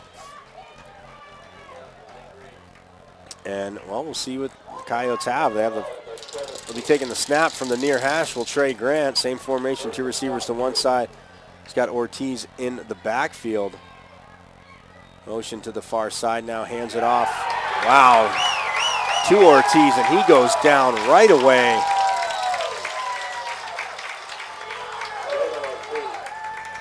Looks like that was number 2 on the tackle, the linebacker, Jacob Castile. And talking to Coach Benet, he just said his linebackers are extremely disciplined, Armand, and they go to the ball. And I said, it's not, I think it was the word ball hog in football. I use ball hawk, and it's just, so far, his linebackers have been that. Yeah, they certainly done a great job, and I anticipated them shooting the gaps, and they did a great job. They still did a great job corralling that running back for a loss. Sets up a second. Still it says second, but I believe it's 2nd and 27. Oh, and it's bad. No, it was first down. I guess the holding penalty, they marched him back, so it was still first down. So, but the batted down pass there from Grant, great job rushing in by the defense. Knocks them. Grant. And he almost picked that off. Right. You know, and that's what I was going to say to you. Grant's Grant's 6'3", 6'4", and he just took. It's like he dropped his elbow and went like that. Yeah, he did. He looked like he dropped his elbow down to his rib cage and whatnot, and almost to a sidewinder, which literally got picked off. He's fortunate that ball didn't get picked off and returned for a touchdown. I think the defender jumped and was actually maybe not shy. He was in the right place, but surprised that he got the ball. Can you tell them to put 3:28 on the clock, please? 3:28 on the clock. So it looks like the officials are waiting for the clock to get reset here to 3:28 because there's 3:19 on the clock. And that's going to be critical. Those extra seconds give Salpointe an opportunity to, if they can go ahead and contain them, and you certainly think that they will be able to contain Centennial from picking up a first down. Those extra seconds can factor in critically here in this first half, really getting them back into this football game. Well, like I said, offense sells tickets, defense wins championships. We all know that. Salpointe's got a mountain to climb, but they're doing a good job. Grant gets the snap, hands it off to Ortiz, coming down the near sideline. Nobody's there. He picks up the first down, and he is going all the way down the near sideline, makes a move inside, has one guy to beat, and does it. Well, that's identical. Oh, there's a flag down, though, at the 33-yard line, but 2 87-yard touchdown runs. I was going to say, talk about identical twins, one down the far sideline, one down the near sideline for Ortiz. You know what the best block, you know who threw the best block on that play? It was a referee that threw the best block in that play because he actually interfered with one of Salpointe's defenders. He got in his way How did I know you were going to say Ortiz that? to go ahead and break to the outside. But it's going to come back because, again, Centennial, they shoot themselves in the foot. They've had an opportunity to kind of blow this game back wide open, but the penalty is going to negate that. It's going to set them back and create, a third and forever. Well, no, isn't it a first down? It's a first down because they picked it up, right? Where the hold is. So it's still a first down, but they prevented themselves from scoring a touchdown, but that official threw probably about as good a block as you can throw. I know. I didn't mean to cut you off, but how did I know you were going to say that? Because I was like, wait, hold on. And I'm like, I was watching him, but again, the defense there, and you see that breakaway speed in the end. But again, just to pick up the first down, though, on 3rd and 27, you talked about that's a little bit demoralizing. It really is. I mean, that really hurts. So now Trey Grant has Dedrick Young to his right, a slot to the far side of the field.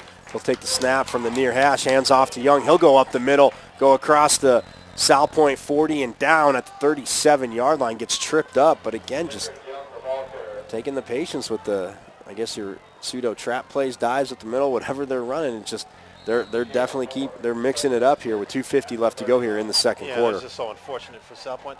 They just allowed containment to break, and that sprung them for that big game. Literally that game breaker right there. And Now there's a lot of time left here on the clock here for Centennial. They're meticulously moving the football, content with going ahead and picking up 4, 5, 6 yards in a cloud of dust.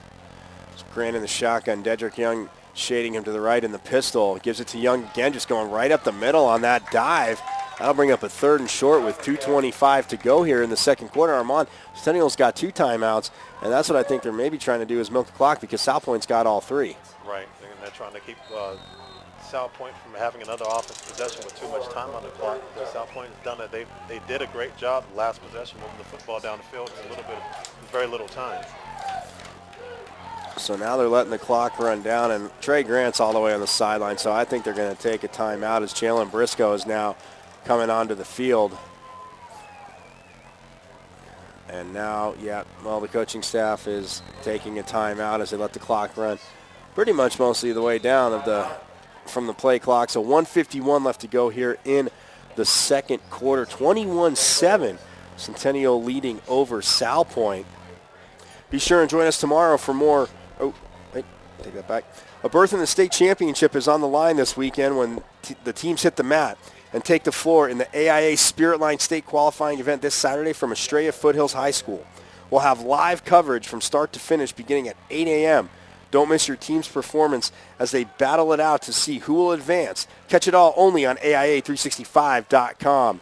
Along with Armand Williams, I'm Michael Caracino coming to you from Amphi High School. I keep almost wanting to say Salpointe because we're down here in Tucson. Coming to you from Tucson Amphitheater, known as Amphi. A couple blocks from Salpointe. Yeah, I was going to say, and that's the thing I was talking to Coach Taylor about, and even Coach, I talked to Coach Pooler yesterday. He kind of had a different idea of it. He said, well, they have the field turf at Salpointe. We'd much rather play there. And Coach Taylor's like, well, they've played, 6, 7 games on the turf. We haven't played any. But I was like, Coach Pooler was the offensive coordinator. Of course, he was in favor of playing it there. Sure, absolutely. Anytime you can play on a fast field like that, and you have an offense like theirs, you certainly want to go ahead and be more than happy to take advantage of that. So after the timeout, it'll be a 3rd and 4 from the Salpointe 37 for the Coyotes. Grant in the shotgun as a referee. Well, starts a play clock. He's got Dedrick Young to his right. Dominique Hodge in motion and just pops it off to Hodge. Goes over the right side, picks up a 1st down.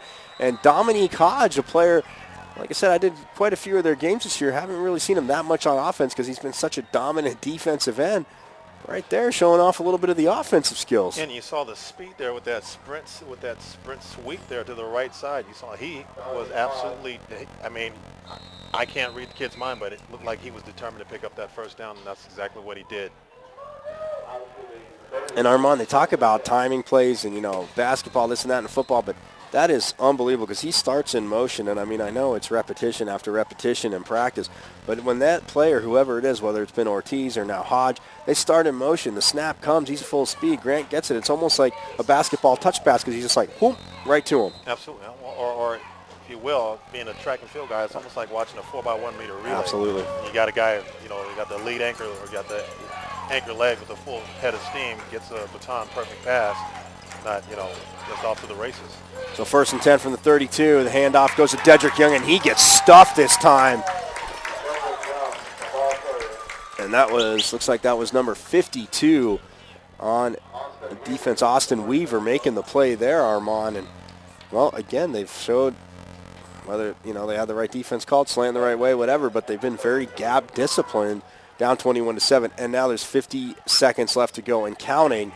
And Centennial, well, taking their time calling a play, trying to milk it down. And the best thing for Salpointe, with the exception of a turnover, now is a stop on downs.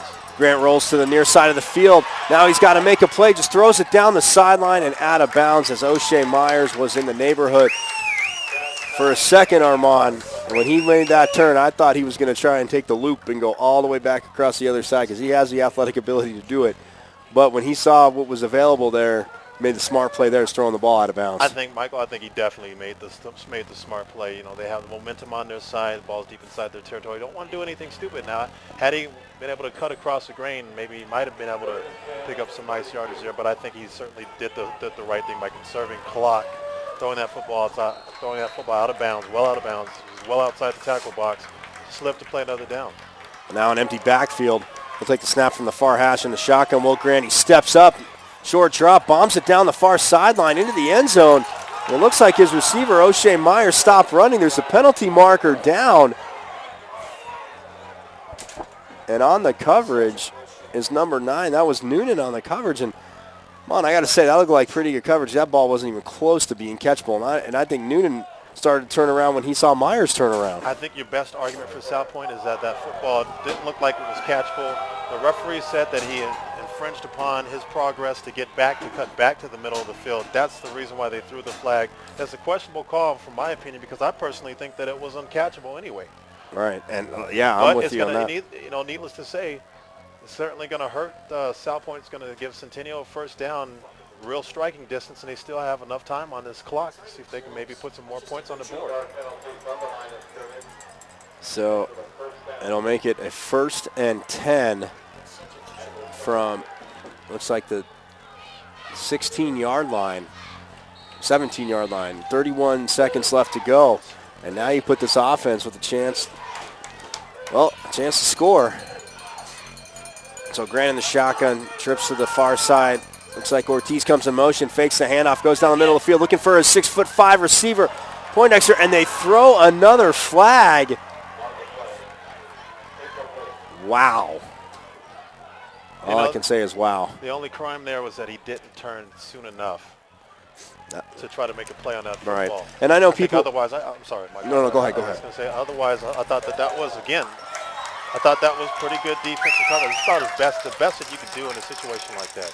Wait, the crowd's But, clapping. I think this might be against Centennial. Offensive pass interference because I certainly saw a push off there by the wide receiver before the defensive back ran up his ran and impeded his progress. Well, I was going to say, and that ball to me was, if Poindexter wouldn't have pushed off, it probably would have been intercepted because that was grossly underthrown by Grant there. It really was. And it was good double coverage too, but the coverage rotated over to Poindexter. But so it goes against Centennial. So I guess you scratch the makeup call, as we like to say.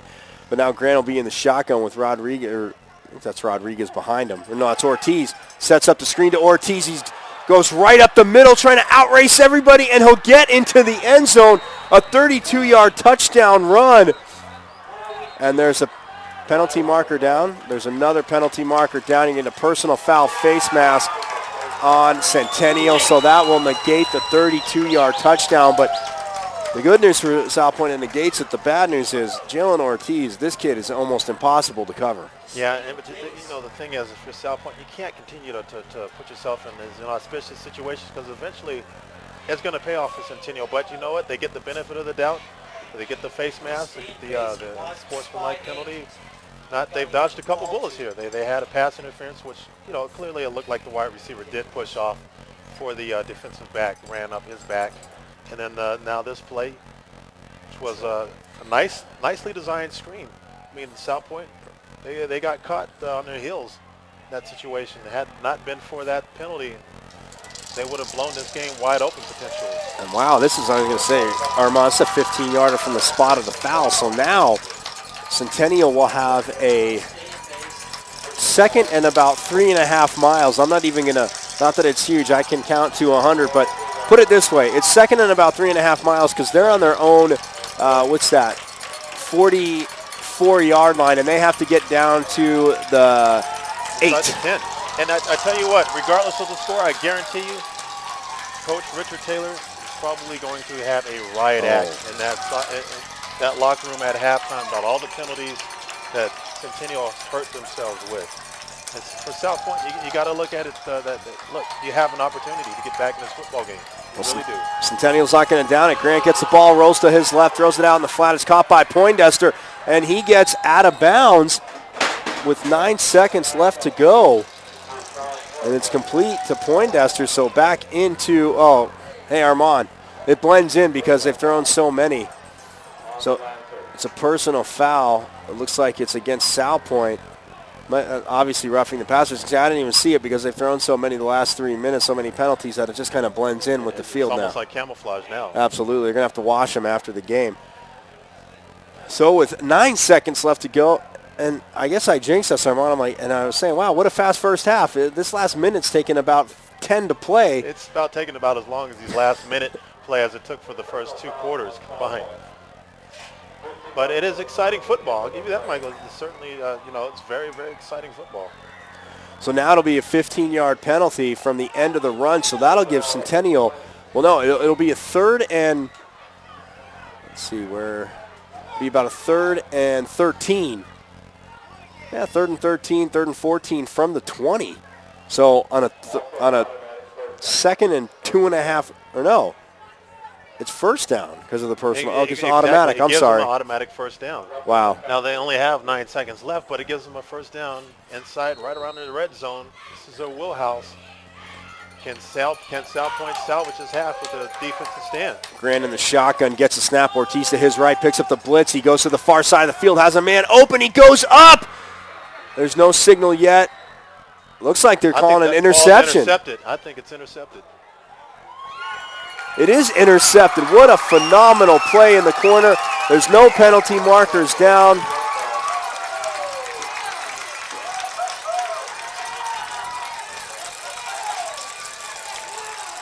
And it looks like that was number 9 on the interception, the punter, Jacob Noonan, as well. Perfect coverage on the far sideline. A good throw by Grant. He made it a 50-50 ball, which you want, Armand. Looks like Noonan just wanted it more. Yeah, I think, at the quarterback has been able to put maybe just a little bit more touch and thrown it a little bit more to the outside. It might have been a catch, but because it was just slightly under, just by maybe a hairline fraction of an inch. And that's the reason why Jake Noonan, and, great job by Jake Noonan, great coverage, being able to go ahead and rip that football out of the would-be receiver's hands for an interception with 0.5 seconds left on the clock to salvage this first half. And Coda just takes a knee, gives the ball over to the official, and we go to halftime, 21-7. Centennial leading. They got off to a fast start, 2 first-quarter touchdowns. If you missed it, it was a 4-yard touchdown pass from Trey Grant to Keyshawn Green, and then a 1-yard touchdown run by Dedrick Young and an 87-yard touchdown run by Jaylen Ortiz. Almost had 2 matching 87-yard touchdown runs there.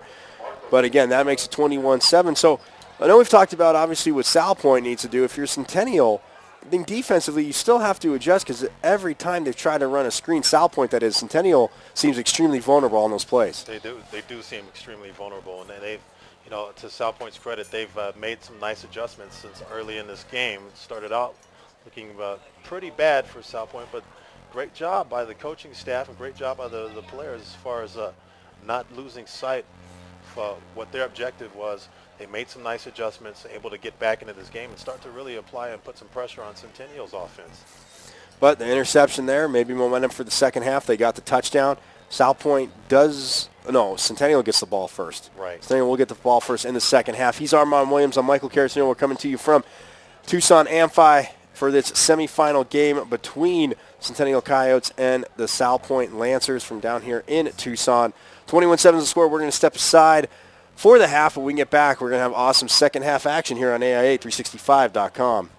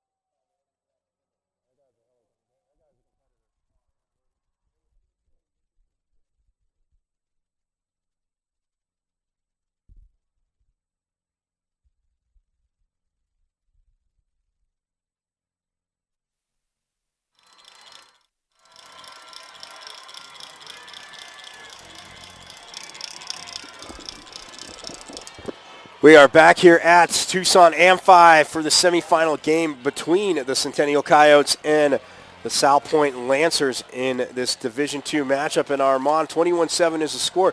Really get a chance to touch on it a little bit for Division II as the brackets go flying here. I'm Michael Caratanino, Armand Williams with me. Salpointe playing Centennial, but the other one, Ironwood Ridge here from Tucson, playing Marcos Deniza. So 3 of these schools have played. Centennial played Ironwood Ridge. Ironwood Ridge also played Marcos.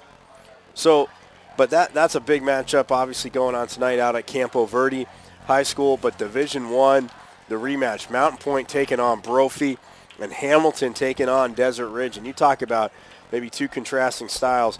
Talking to Coach Hathcock, he played a punch-him-in-the-mouth game last week against Westview, and they beat them.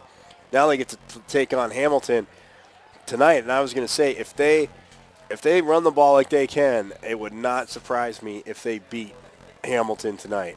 And you know, Michael, I have to say this, Michael, that football in the state of Arizona has improved so much from the time that I probably played high school football, which back in the 90s, to right now. It's almost night and day. The level of competition and how great the athletes and great the coaches are.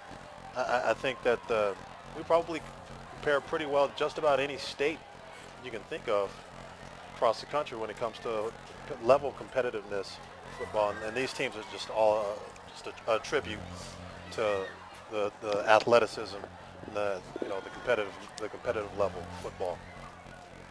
Yeah, and obviously Mountain Point Brophy, that's a big rematch, which Brophy won the first one after getting outplayed in the first half, but punched Mountain Point in the mouth in the second half, got back in the game and took over. But this game here right now, Salpointe Centennial, 21-7 the score. People are just joining us. They missed some fireworks, a crazy ending to the half with all the penalties. But the big interception by Salpointe to stop a scoring drive, and defensively it just seems like with every series they're becoming more confident. And they're getting better at putting pressure and applying pressure on Centennial's offense. They had a little bit of trouble early to start the game, but they've made the correct adjustment. They made the necessary adjustments, and they're really starting to pin their ears back and get after Centennial's quarterback and those running backs, dropping them from the losses, making them feel uncomfortable. And that pickoff, that interception with 0.5 seconds left on the clock was critical for Salpointe because it prevents Centennial from potentially really opening up this game and making it pretty much putting Salpointe in a situation where Salpointe might not be able to get back into this football game. But you know what, Salpointe, they have opportunity. They have new life with that. They have momentum going into the second half, and it's going to be really interesting to see what they do with that. Absolutely, and I agree with you also is that with Coach Benet and Coach Scheller as well, definitely getting on their teams about the penalties. You don't get to the semifinals with being as undisciplined. And, I mean, with the holding calls, I mean, 3 of them were done. Literally, the official, the head referee in the white cap, he could not call. As I'm watching the play, I mean, you got a fistful of jersey. Guess what? The guy goes by you, there comes the flag. So both coaches probably definitely getting on their teams about that. But, again, it is still a football game. 21-7, Salpointe gaining confidence. Oh, well, and I was right. Salpointe does get the ball. Centennial did get the ball first. That's right. Salpointe will get the ball first. See, I overcoached myself there, Armand. Sometimes we overthink this thing up here in the booth. But Salpointe, they have opportunity here. Like we said, they got the interception with 0.5 seconds left on the clock. Now they get the football back. Let's see if they can continue to utilize that momentum that they got towards the end of the first half when they were able to score a touchdown.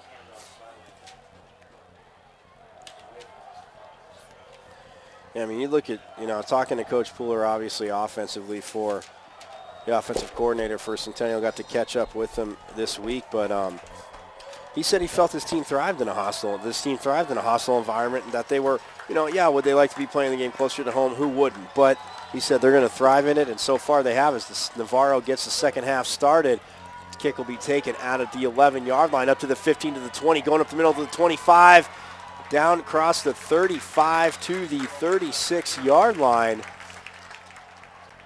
for Salpointe, and that is number 11 on the offense. Again, that's Brogan Kemmerly returning the kick, so he's had some very good returns. So it'll be a 1st and 10.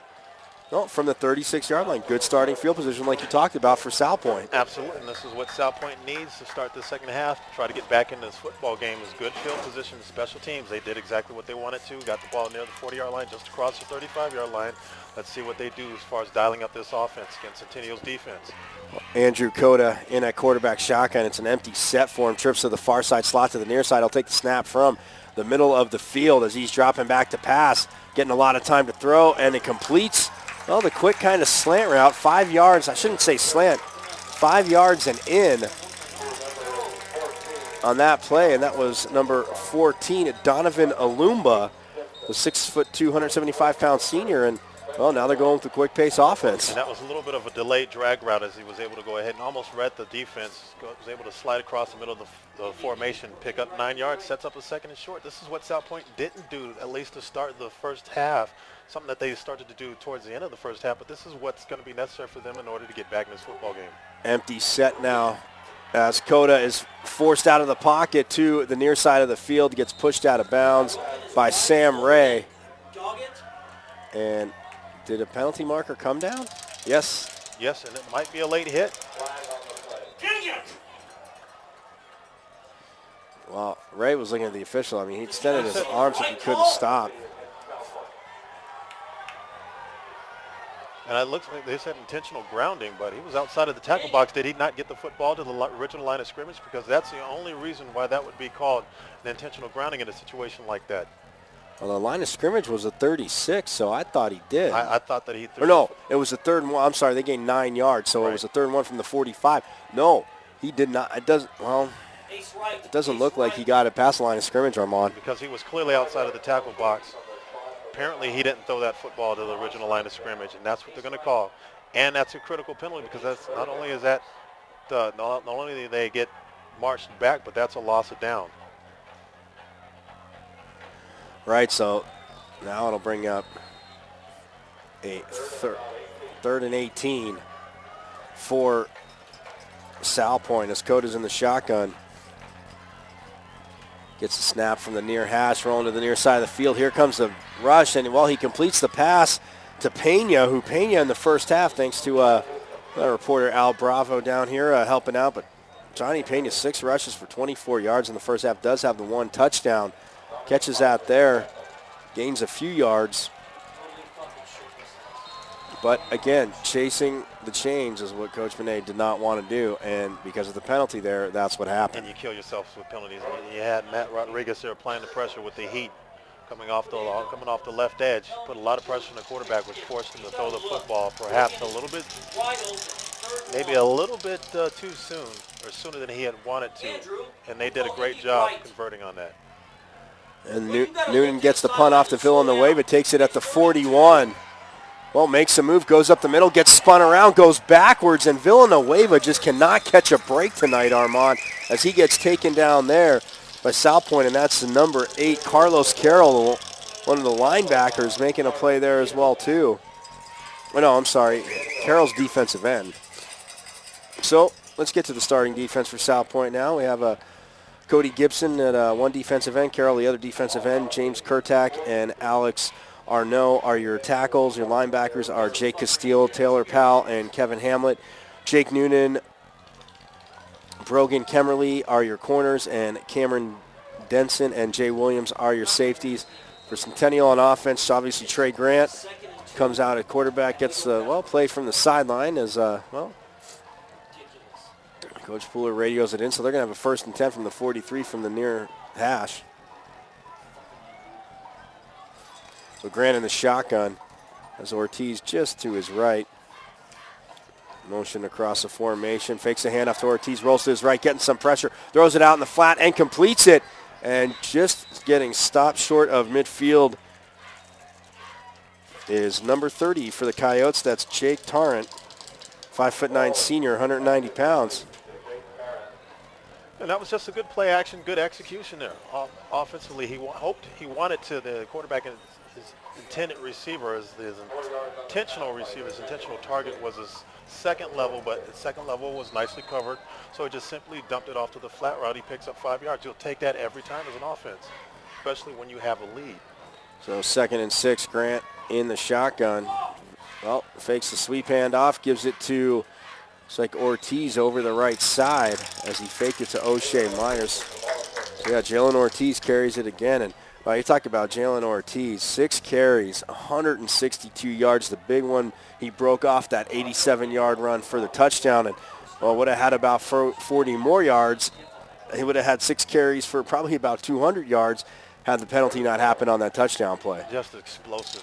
And you know, Salpointe, they've done a good job as far as trying to contain him as best as they can, but just those couple of plays, and it didn't take that many carries, less than 10 carries to get all those yards. Grant gives it to Ortiz coming to the near side, gets the corner, but goes out of bounds at the Salpointe, just about 41-yard line, so a nice gain there. Picks up the first down, and I didn't think he was going to get the edge, and then all of a sudden, just barely makes a turn. Armand cuts upfield, gets a first down. It's just that extra burst of speed, that extra gear that he's got that most players don't have, and that's the reason why he's so highly touted, Division I. That's the reason why he's going to go to UCLA. And as you mentioned, Mike Mazzoni is going to be very happy to have that young man for a number of years there at that program. Especially with a freshman quarterback out of Chandler, redshirt freshman Brett Hundley calling the offense for the Bruins. Ortiz comes in motion, fakes a handoff to him, gives it to Matt Rodriguez, who, plays bumper cars with a defender, and that was number 31, Kevin Hamlet there makes the tackle, and, Hamlet did everything correct except wrap up. Had he wrapped up, put his helmet across the body of the running back, he would have been able to stop him, but because he didn't do what was necessary. He did a nice job at point of contact, but he didn't do the rest of the wrap up, and that's the reason why he was spun off of him and picked up the additional yardage. Yeah, 8:40 left to go here into the third quarter, 21-7, Centennial leading. They're driving. Rodriguez goes in motion. They hand off to Ortiz, comes up the middle, and he'll be taken down. That'll be a few-yard gain, bring up about a 3rd and 5 from the 35-yard line. Actually, a 3rd and 4. They got to get to the 31-yard line, pardon me.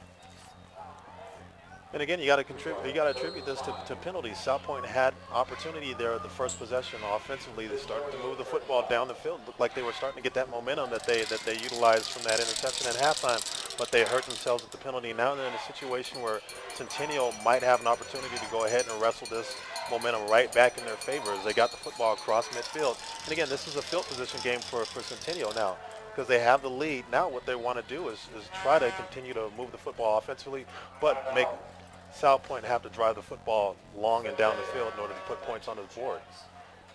Exactly, and Armand, last time it was a 4th and 1 that they called a timeout. This time on a 3rd and 5, and you get it. Every play obviously counts and matters, and you look at, they converted the 4th and 1. They take this time out here on the 3rd and 5 because whether they didn't like a matchup, they didn't like how they were lined up, but to overstate the obvious, every down counts. And this is a critical situation for Centennial because they think that they could put the nail, that proverbial nail on the coffin if they can go ahead and move the football down the field, get a first down, and score another touchdown on Salpointe.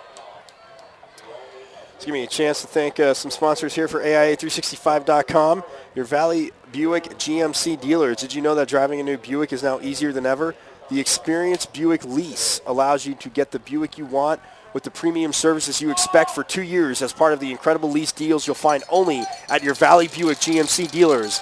Get to your nearest dealer today or log on to experiencebuick.com. Let's get back to action now. 3rd and 5 from the Salpointe 36.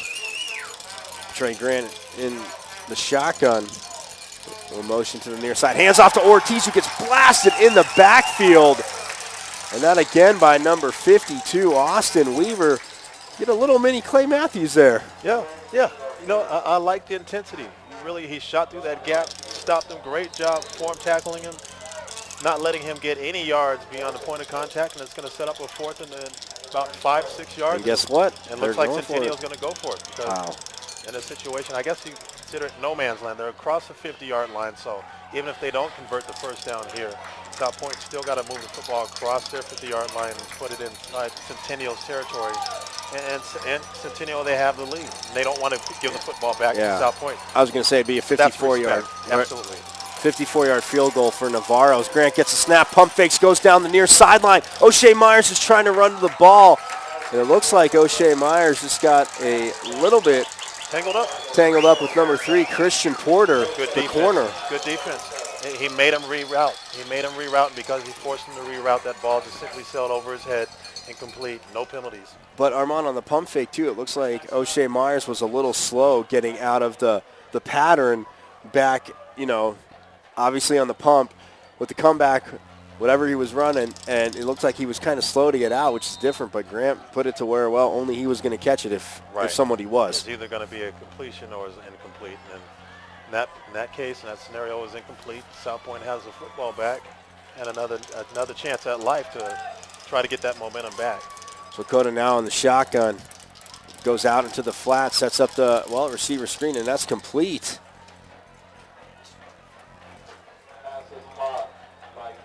That's Cameron Denson, number 5. And again, Leonard makes a tackle, the safety. So starting offense, didn't get through last time for Salpointe. Andrew Cota is the quarterback. Jacob Dobbins is your tight end. Travis Pfister, your left tackle. Austin Weaver, your left guard. Gabe Sandoval, your center. Cody Gibson, your right guard. Breon Ozen is your right tackle. Cameron Denson, Donovan Alumba, Brogan Kemmerly are your receivers, and Johnny Pena, your running back. As Cota gets the snap, rolls to his left now, fires the ball down the far sideline. Had a receiver open. He gets run into because the ball was underthrown as he's trying to adjust. The crowd going nuts. They want a penalty because the receiver adjusted, the DB didn't, and ran into him. And Armand, I guess with what the officials have thrown, I guess the crowd kind of does have a little bit of a gripe. I honestly think that they do. Defensive back gave a little bit of an arm bar there. It's just enough, in my opinion, to go ahead and throw a flag from what we've seen earlier in the game. Some of the penalties that were called on Salpointe, but they decided to go ahead, keep the flags in their pocket, and say that ball was overthrown, and there's no chance for it to be completed.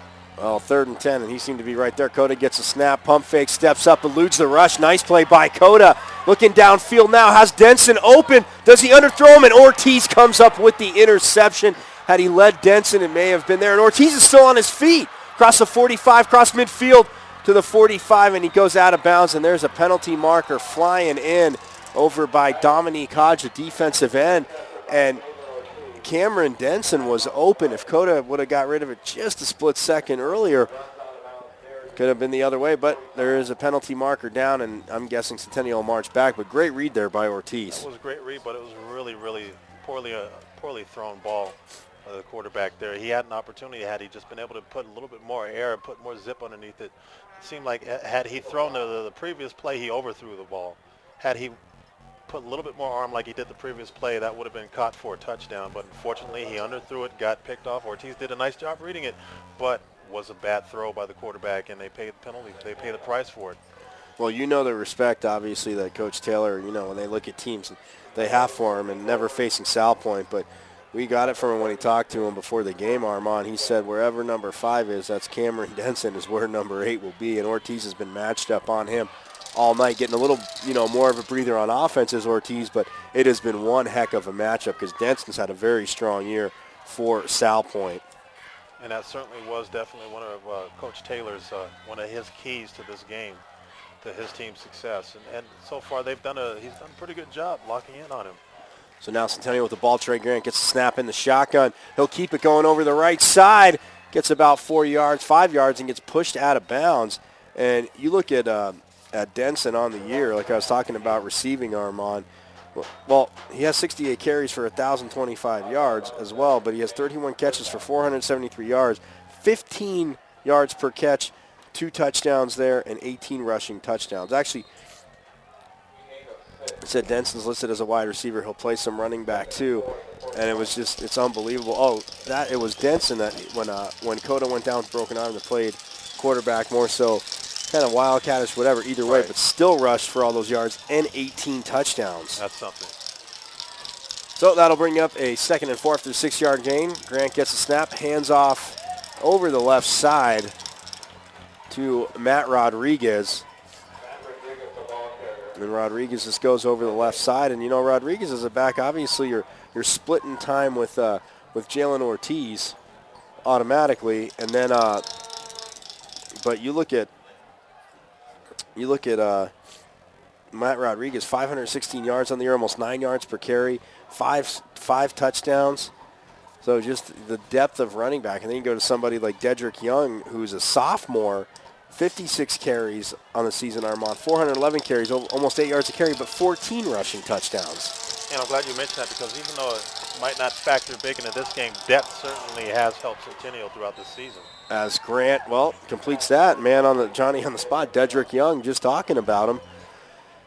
So that'll move the chains again for the Coyotes. 5:03 left to go here in the third quarter. 21-7, Centennial leading over Salpointe. And again, it has been a chess match because Centennial has had to show patience, because you and I have both said Salpointe defense giving up a big play or two, but for the most part, extremely disciplined. Everybody's playing their part of the field as Grant hands that ball off over the right side to Rodriguez again. But again, Armand, everybody playing their, being disciplined, filling gaps. It's just, Coach Vinay said it, the speed, you know, you got to take those angles, this and that. The speed's been the little bit extra speed. It's not a huge gap, but the little bit extra has been the advantage for Centennial. Sometimes, like it's just that fraction of an inch that can make a difference between making a routine play, making a stop, or giving up the big play, and that seemed to be the case so far tonight for Centennial. And it's just that and also leads to what I like to call critical moments. Centennial seems to have been able to win those critical moments over Salpointe so far tonight, and that's been the difference in this game. Drop. Oh, and the handoff goes to O'Shea Myers, and he's going to come down the near sideline. It's going to be a foot race to the end zone. Can Denson get there? And he does at the end. Throws him down, and there will be a penalty marker on the play. It will be a touchdown, though, a 50-yard touchdown run for O'Shea Myers, as Cameron Denson was there in the end. His momentum, he couldn't let go and dropped Myers, and it's going to be a penalty. But it's one of those penalties. I know you need to protect players, sure, but absolutely. Even as a fan, Armand, I still get frustrated when I see a penalty like that, because what do I expect you as a defensive player to do? Right. You know what? All you can do is give him credit for the effort. You know, he gave the effort. I don't know exactly what the penalty is. It's probably going to be something like maybe a horse collar, because he might have went and grabbed inside the back of his jersey or the back of his pads, maybe to try to go ahead and drag him down. But it is a horse collar tackle. You know, he's doing the best that he can in a situation like that, when he's trying to help out as far as containment, or really trying to be that last stop gap between him and the end zone. And but unfortunately for Salpointe, we mentioned most of the night, Centennial, they just won the critical moments, and it's just been that little bit of speed, that little difference as far as athleticism and speed, which has been the real difference in this game so far tonight. And Armand, I don't know if I was blocking you and you saw it, but the flag came down because it was encroachment by the defense, and Tommy McConnell went Charlie Brown on, or I guess went Lucy on Navarro. Navarro went through with the kick. He had the balance, but McConnell just pulled the ball away. Because had he not had that balance, he certainly would have been Lucy to his Charlie Brown. Yeah, exactly. I don't want to laugh, but yeah, Lucy definitely always doing that to good old Chuck, as she liked to call him. Guess we're showing our age there, because I'm sure these kids listening today don't remember Charlie Brown, but that's okay, as Navarro gets set to kick the extra point, and you can have a false start on the kicker. Really?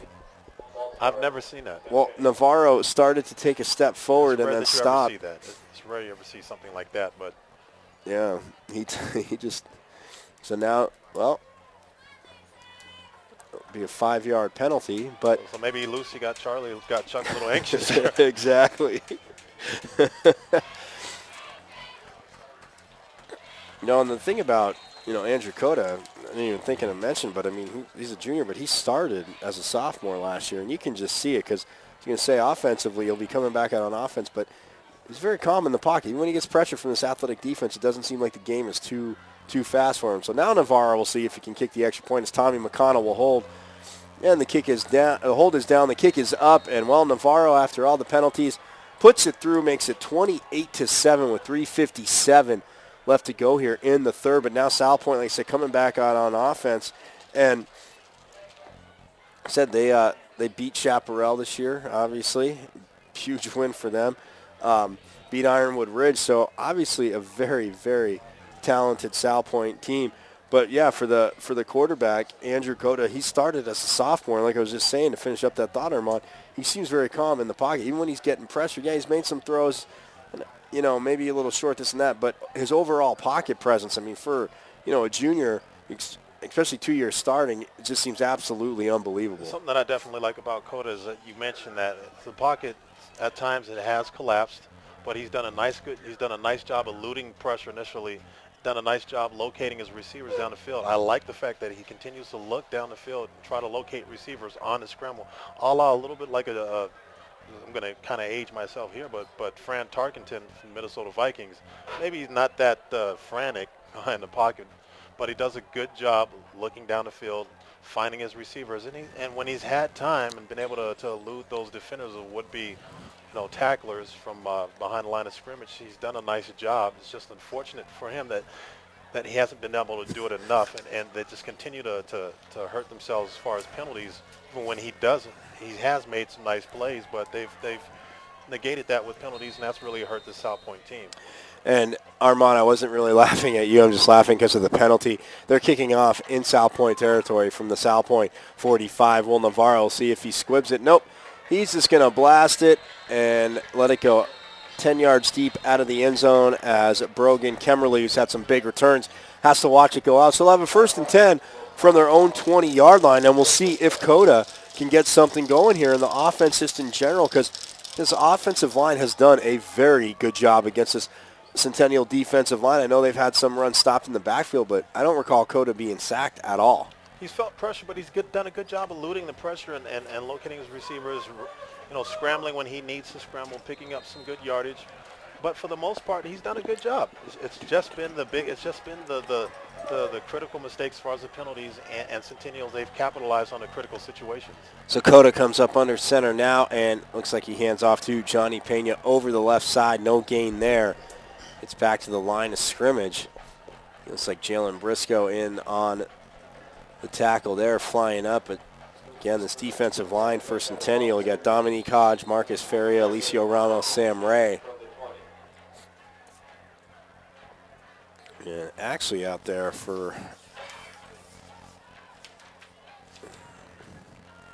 Centennial right now, checking in, that was number 36 for the Coyotes as we have a 2nd and 10 from the 20. Cota gets a snap, hands off to Pena up the middle. He'll get about 3 yards on that play. It's like Matt Jones is in, number 36. Sam Ray makes a tackle on that play. But again, I mean, they're running the ball. They're staying with their game plan, down by 3 scores. But again, I know they've taken chances downfield, and Cota was intercepted on the read there by Ortiz where he was a little late getting rid of the ball. But he's had open wide receivers. This secondary has given him holes to throw into. They certainly have. He just hasn't been able to pinpoint them at times, and other times, like I said, he's underthrown them or overthrown. Well, he escapes Jalen Briscoe there and throws the ball to Bregan Kemmerly, pardon me. And it goes out of bounds, incomplete. And just as I say it, he eludes the sack there. That would have been a huge loss, even though it does bring up a 4th and 6, and Noonan's going to have to punt. That ball could have been pushed way back if he didn't get out of that and get away from that sack. And, Andrew Cota's done a nice job eluding the pressure, and he did it there, but you could certainly see it when he got up off the turf and strolled back to the sideline. He's certainly feeling it, and he will definitely feel it tomorrow. He's gotten hit a lot. So Noonan doing the rugby-style punt down the near sideline. Absolutely blasts it. Sends Villanueva back inside his 30. He'll turn around at his 25. Cross the 30 again. Get wrapped up. And go out of bounds. Finally, as the tackle comes, a whistle.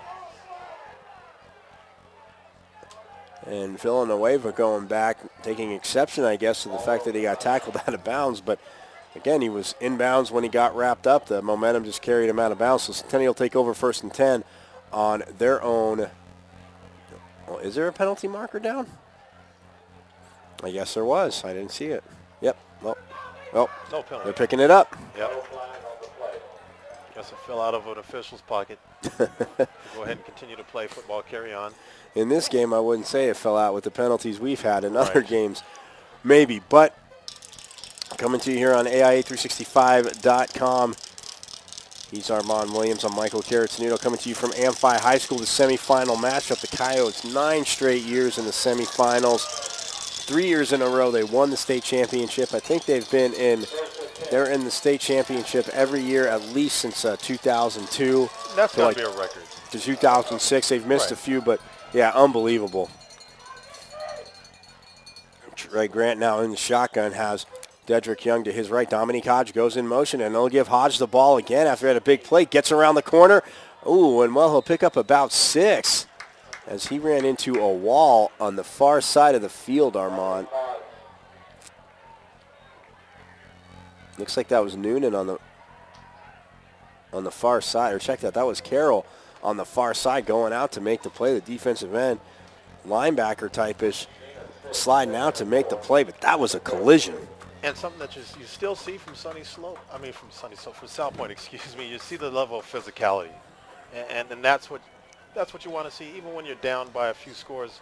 You don't want your team to give up the level of physicality. And certainly Salpointe continue to be physical. On a 2nd and 4, the flag comes in. Grant kept the ball, goes up the middle there. Oh, you have a flag on the play. And now there's a player down for Salpointe. Looks like he has a cramp. He's picking up his leg to stretch it out. And actually, the umpire, doing a nice job, and now his teammate jumps in, helping him out as the trainers get out there. But he had a cramp. Asked the Mr. Official, help me out here. Absolutely, and the official did a nice job going ahead and helping to stretch him out for the rest of that staff and that crew can go ahead and attend to him. But it's going to be a holding penalty on Centennial. It's going to march him back 10 yards. Well, be sure and join us next Tuesday, November 20th at 10 a.m. for exclusive live coverage of the AIA Championships Media Day from Wolfley's Neighborhood Grill. We'll hear from the coaches and players who will be competing in next week's championships. It's championship preview coverage you won't find anywhere else. See it all on AIA365.com. So again, obviously after tonight we'll have the Division 1 and 2 championship games set up, and then after tomorrow night at 7 o'clock we'll have Division 3, 4, and 5 all set up to play. Again, Division 3 Desert Edge is taking on Williamsfield, and Nogales, the 14 seed Nogales upset my sister's old school that she taught at, Sabino, in the first round. Sabino, a number 3 seed. Coach Campos, strong year there, Armand. They get upset by Nogales. And then number 11, Sunrise Mountain, beat Saharita. That wasn't too much of a surprise to me, but then Nogales beats Sunrise Mountain. Now they have a very tough matchup against Queen Creek. They'll take them on tomorrow night at 7 o'clock in the second Division 3 game. And in Division 4, Armand and I, like I said, at 3 o'clock, we have Seton Catholic and Sholo. And at 3 o'clock, and then at 7 o'clock, Blue Ridge and Snowflake. Division 5 tomorrow at Arcadia High School at 7 p.m. Northwest Christian takes on Yuma Catholic. And at 3 p.m. at Arcadia, Tempe Prep takes on number 2 seed Morenci. Back to action now. Grant throws a ball, and it's complete over the middle.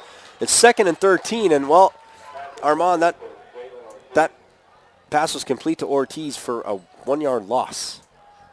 Yeah, probably the best thing about that particular play, if you're Centennial, is that you're eating clock. You don't want incomplete passes because that's going to stop the clock. You want to try to eat clock away, give Salpointe as little opportunity to try to get back into this football game offensively. So now Grant in the shotgun. It's like Ortiz is to his left. Coffee goes in motion now. Hands off to Ortiz, and he will go absolutely nowhere on a 3rd and 14. And that might be the last play of the quarter. So that'll bring up 4th down. I don't know if, well, no, I think Centennial will have to punt before the quarter ends, Armand. So 30 seconds left to go and ticking. 28-7 Centennial leads. McConnell is getting set to punt. Looks like Cameron Denson is back deep to receive. It's a nice defensive stand here by Salpointe. They're going to get the football back. What looks to be they'll get it in good field position, or at least fair field position. But the question is too little too late for them.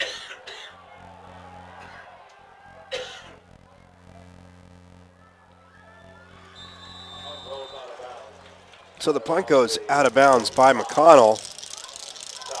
And you're right, Armand. Great field position. 2.4 seconds left to go. So Salpointe going to have to run a play here and obviously get a good play off. So they have a couple seconds left to go in this quarter, and then of course they have all of the fourth quarter left. Perhaps what could be the season. So they're going to have to start to spread this football around, open things up offensively, and by this formation, you got ghost formation, empty backfield. Looks like that's what they intend to do. Cota gets rushed. They set up the middle screen, and it's incomplete. Again, yeah, Cota was in the shotgun, empty backfield set. Looks like he was trying to hit his slot. Bregan Kemmerly, who's been one of his favorite targets this evening.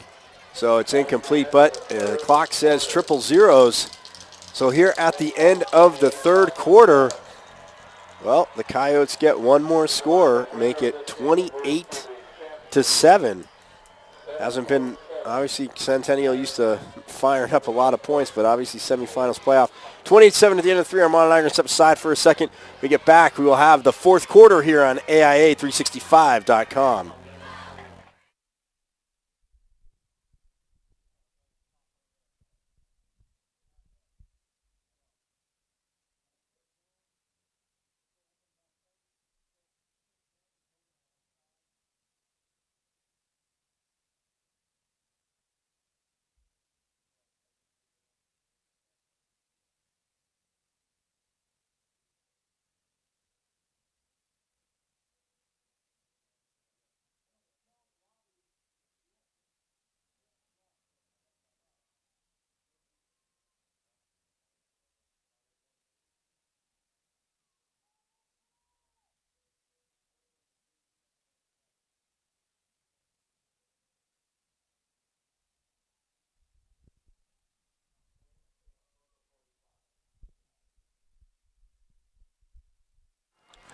Back here at Amphi, 2nd and 10 from the 45. Cota drops back and completes it. Nice toss there by Cota, very accurate.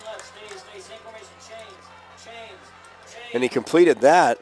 That was the number 14, Donovan Alumba, right there. And that, and talking to Coach Benet, he said that Cota may not have the strongest downfield arm, but you saw the accuracy right there, Armand. You certainly saw the accuracy there in that dig route tree. It's a third and short for them. And this is certainly 4-down territory. And pushed all the way back as Centennial gets in the backfield. Sam Ray leading charge. Marcus Feria there as well, too. Cota was slammed down to the football violently. He gets up very gingerly. This 4th and 10 situation. This is pretty much all or nothing for Salpointe right now. Absolutely. They pick up the first down. And Armand, you made a point. It was a 3rd and short, but again, they get pushed back.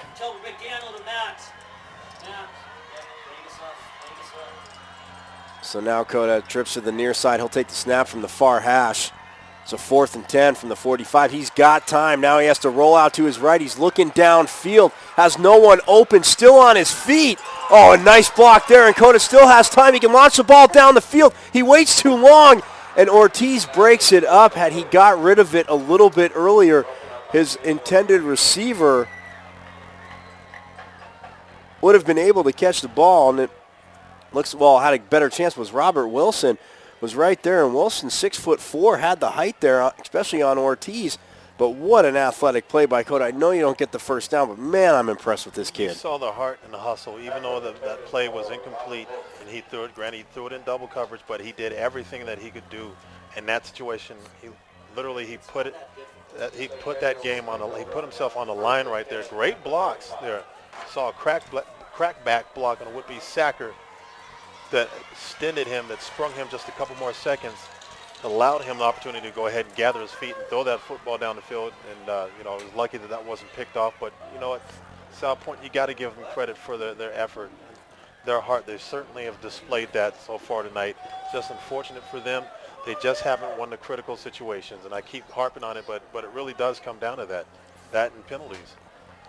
Now Grant, well, gets a snapping quickly on that fly sweep, whatever you want to call it, gives it to Ortiz. He'll push forward for about 3 yards, but again, with running the ball, you're right, Armand, the one thing they're doing is keeping the clock running. Right, they're going to be content running the football, getting 3 yards in a cloud of dust. And if they can pick up first downs, and so be it. If not, they'll go ahead and they'll gladly punt the football deep down the field and try to pin Salpointe deep inside their own territory and make them have to go the length of the football field in order to try to get a touchdown. So now Grant, well, empty backfield set. Ortiz splitting the slot to the near side of the field, trips to the far side. Grant will take the snap from the near hash as Ortiz comes in motion. He fakes a handoff. Grant, actually gave it to Ortiz. I thought he faked it. Gets the far sideline, Armand.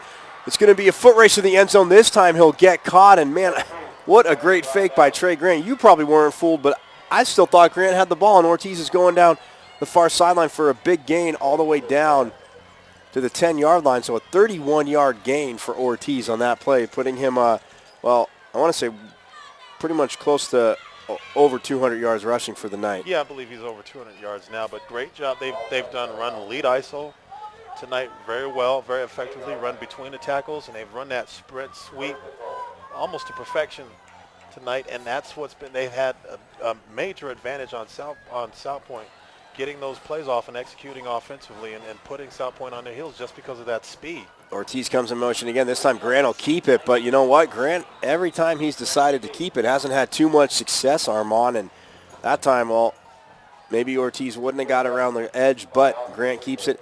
Gains about a yard, but it'll bring up a second and goal from, looks like the 8-yard line. But just as importantly, they continue to eat clock. You know, something that I'm sure Coach Taylor is telling them is to stay in bounds. No need to run out of bounds. When you pick up yards, stay in bounds and eat clock, and that's what they're doing. And they're able to go ahead and continue to move this football down the field on Salpointe and really start to wear out that defense. Grant up under center, gives it to Dedrick Young over the left side, and he'll just put his shoulder pads down and bull forward. He said, Armand, running clock, but bull forward for a few more yards. Looks like he gets down to the 5-yard line, so a 3-yard gain, so it'll bring up a third and goal from the 5. And, it's almost like watching a really seasoned professional boxer. I mean, as far as the inside-outside game, attacking the body and then going from the body to the head, not with the power knockout blows. Not knockout blows or the power punches or the punches, or those are the sweeps. Those are the sweep plays, and then attacking the body. Of course, those are the traps and the lead ISOs. And they've done it effectively all night long against Salpointe's defense. So now Grant up under center, third and goal from the 5. Gives it to Dedrick Young over the right side, and again he tries to stretch out, and I don't know, maybe he's allergic to the goal line because that's twice tonight, Armand. He's just right there, and his knee goes down. He can't stretch out. He's a yard short, almost like the Kevin Dyson play, yard short in the Super Bowl. But Dedrick Young right there, it's just they're not doing anything different. It's just power right, power left, like you're saying, ISO, and that's what Centennial's doing. Just ISO, simply lead ISO, off-tackle play, and occasional sprint sweep for maybe 10 dozen yards or more. So now the handoff goes over, the right side again to Young. And guess what? He may have lost it. It was 4th and goal on the 2. Looks like he didn't gain anything. So, well, the good news for the defense is they stopped him. The bad news is that they have 98 yards to go to get a touchdown. 98 yards and not much clock. Right. Long ways to go, excuse me, Michael. Oh, no, absolutely. 7:40 left to go, I was going to say. So they'll have a 1st and 10. Actually, Young lost a yard on that play from the 3-yard line.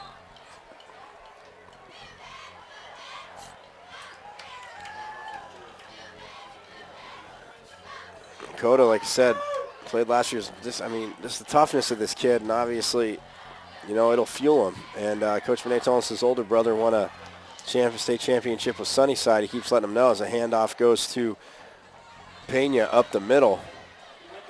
And his brother went to Sunnyside when they were making those huge runs. And he said, and I was saying to Coach Benet, I was like, they were dominant teams but they didn't have to play a lot of the other competition. But whatever was in front of him, they took care of. And his brother lets him know he's got a state championship. So I think that'll definitely motivate Coda. And down 28-7 with 7:10 left to go. I'd say barring craziness, they're not going to come back as Pena gets a handoff over the right side. But, man, they lose Johnny Pena. They said a 4.0 student, probably to an Ivy League school. Obviously, senior graduate, and has had a phenomenal year. And now, you know, you bring your quarterback back, you lose a guy like Pena, but you bring players back that got this far. And it's funny how much, and I'm sure you can attest to this, how much better those weight room workouts get after you come off a season where you get so far but just come up just a teeny bit short of your goal. And your focus is clearer. You know, and for Coda and for these players that are going to be returning, this is invaluable experience for them. Have an opportunity like this, even though it's like, you know, barring, like you said, a miracle, you're probably going to suffer the loss. It's going to be a big loss for them. It's going to hurt, but for them, they're going to get valuable experience. They're going to be able to move forward in the off-season workouts, going into next season, with a lot of momentum and a lot learned from this experience. As Coda's pass was complete to Kemmerly, again puts a laser on there, brings up about a 4th and 2. And it looks like, well, Salpointe at this point is going to go for it. 6:21 left to go. As Kemmerly got out of bounds, a handoff up the middle, and he gets the first down. Does Johnny Pena. So he just spun off a tackler there, Armand. He picks up the first down. And that shows a lot of heart and a lot of belief in your team, and your team shows a lot of character to be able to pick up a first down on a critical fourth down in a situation like that, deep inside your own territory to extend the drive. Well, and that's what Coach Vinay said. His kids, they're gonna fight till the end as Coda drops back, goes down the sideline, and was it out of bounds? No, yes, out of bounds. It was intercepted on the far side, but that ball sailed out of bounds, and intercepting it was Jaylen Ortiz. Had it been an interception, but that's what Coach said. His kids play hard. He goes, you know, they're smart, they're solid, they play smart and solid. Well, he said the same about Centennial, but he said they're gonna fight till the end. You know, down 28-7, they're not gonna put their heads down in the sand and feel sorry for themselves. They're gonna keep trying to punch this team in the mouth and break through, and that's obviously at this level what you love to see. Absolutely, and continue to show heart, and they continue to bat on you. Definitely got to give them credit for that. As Centennial looks like they jump offside, so it's it was a 2nd and 10 from the 14. But yeah, so it'll be a 2nd and 5 from the 19 now. But wow, I mean, the thing is, obviously, with Johnny Pena, the yardage he's put up this year, Armand, the yardage that he's put up. Oh, and he goes out in the flat. Oh, and it's complete. But, oh, it's incomplete. No, they said that ball was completed. Matter of fact, oh, completed. So yeah, it is a first down. They're moving the chains. Yeah, he was just able to go ahead and keep. I was gonna say it looked complete, but I thought maybe I thought I saw the official wave and incomplete. He's waving the chains forward. Right. So a 1st and 10 now on the 26-yard line. 5:55 left to go here in the 4th quarter. The Coyotes lead the Lancers 28-7. Coda, well, empty backfield, trips to the near side, slot to the far side, goes out into the flat on the far side and picks up another 5 yards, gets out of bounds, stops the clock. Salpointe's trying to put together a nice drive, and they're doing a good job putting together a nice drive.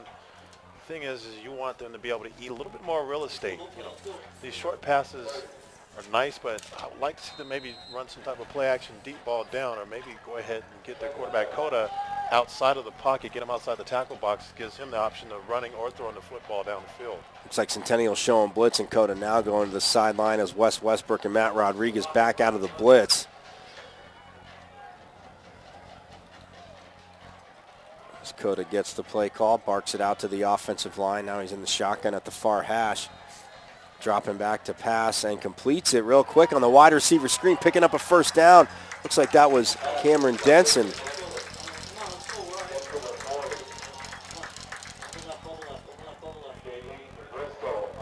Yeah, that was Cameron Denson. Briscoe coming up to make the tackle, and again,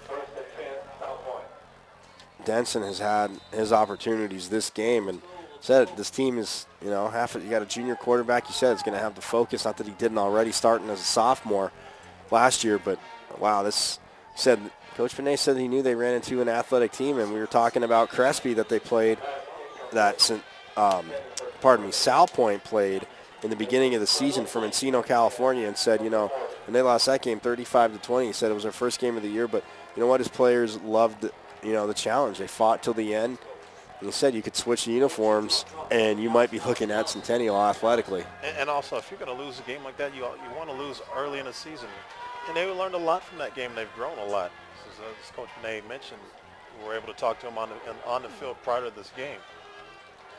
So now Coda, calls his own number there, goes over the left side and gets taken down by Wes Westbrook, the middle linebacker. Didn't really buy the pass fake, planted and came up, but Coda does manage to gain about 3 yards on the play. That'll bring up a third down, 5 minutes left to go here in the fourth quarter. Again, Coach Pooler said they'd like a hostile environment, and, a teeny bit hostile. Obviously, they brought a good crowd, but and this certainly, if you're Centennial, this certainly helps your growth and development as well, having to go on the road. Coda completes another one across the middle to Alumba and gets up to, midfield, so right at the 50-yard line, an 8-yard gain, and that should be enough to move the chains again. As they stop the clock to move the chains up the field, the official signals first down there. And, if you get a touchdown, obviously go out 28-14. And, literally, to me, this game is closer than 28-7 because it's been a few big plays. The score is the score, obviously, but they had to score 28-14. This is just a very, very good game. A number 1 seed, number 4 seed. As Coda goes downfield. Oh, and what a catch by his receiver on the near sideline. And that was caught by Robert Wilson. Again, the big 6'4" wide receiver. And that was a great route and great execution, great timing. Shows you what Coda's capable of when he has the time to sit there, go through his progressions, and throw the football and step into that pass. Perfect strike there. Nice strike. Nice pickup for a first down. Sets him up in a real scoring position. Put some points on the board. Even if it doesn't necessarily factor in the win or the loss, still, momentum is momentum. Right. So under 4 minutes now, Coda gets a snap, empty backfield. He steps up in the pocket, and he will get sacked. Well, for the first time. Last time was I think it was a running back. So Coda goes down.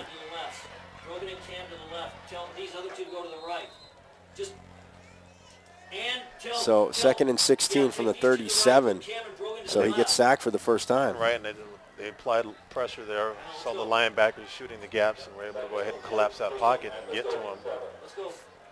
And you see Ortiz running all the way across the field on the far side of the near side defensively because Cameron Denson came over to the near side of the field.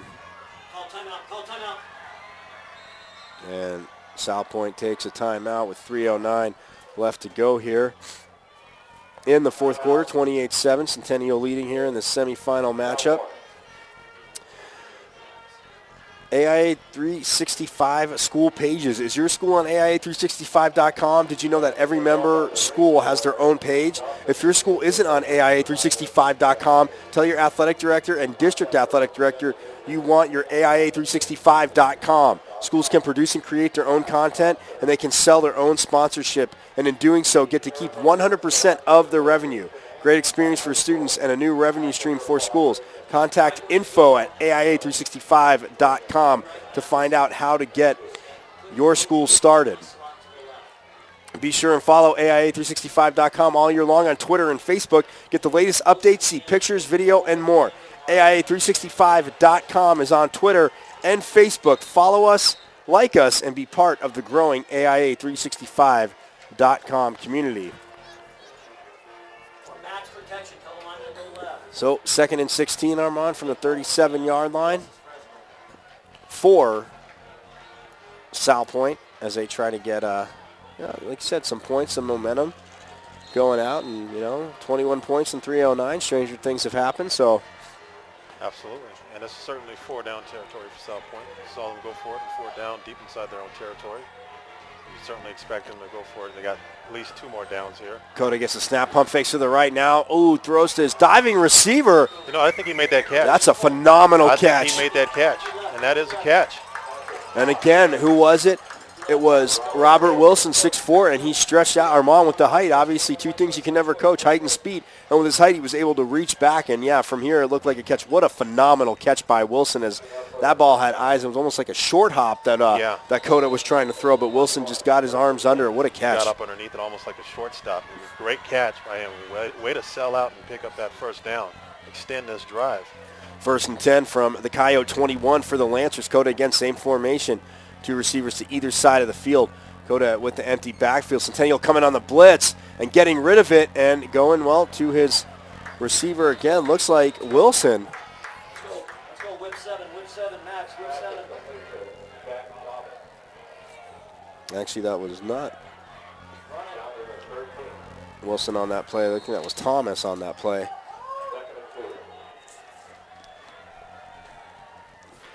So 2nd and 2 as Coda drops back now, looking to the end zone to his big receiver. He goes up. He does make the catch.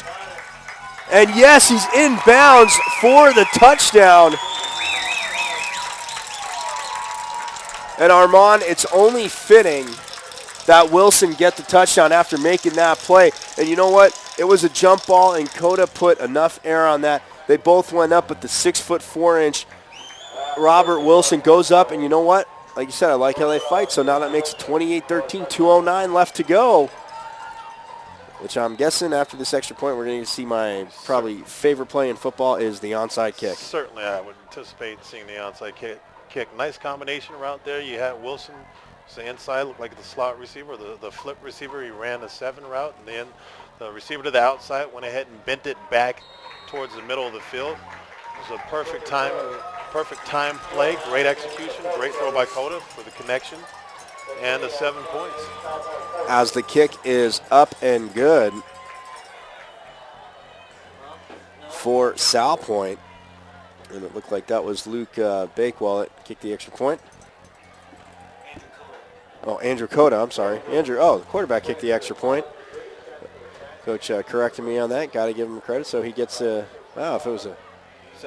this is fantasy, I'd be getting a lot of points from him. I'd like that right now. Yeah, stacking up the points. So 28-14, 2:09 left to go. Looks like, well, yes, they are setting up for the onside kick. And that's Johnny Pena that will be doing the honors. The high school is different than the pros because you can line everybody up basically except for 2. You got 3 guys. You got Centennial with their hands team out. Well, Coach Taylor takes a timeout. Maybe he didn't like something he saw. It's the 2nd timeout he's used. So Centennial's down to 1 timeout left. You know, I think he wanted to take a look at that too. See exactly what was going on there and try to strategize because this is critical. I mean, this game is not over. It's still not over. So this is a critical situation here for Coach Taylor. It's as critical as it is for Salpointe. I definitely want to remind everybody, too, like I said, Media Day, Tuesday, November 20th at Wolfley's Grill starting at 10 a.m. Also, Division 1, 2, and 3 games will be televised on Fox Sports Arizona.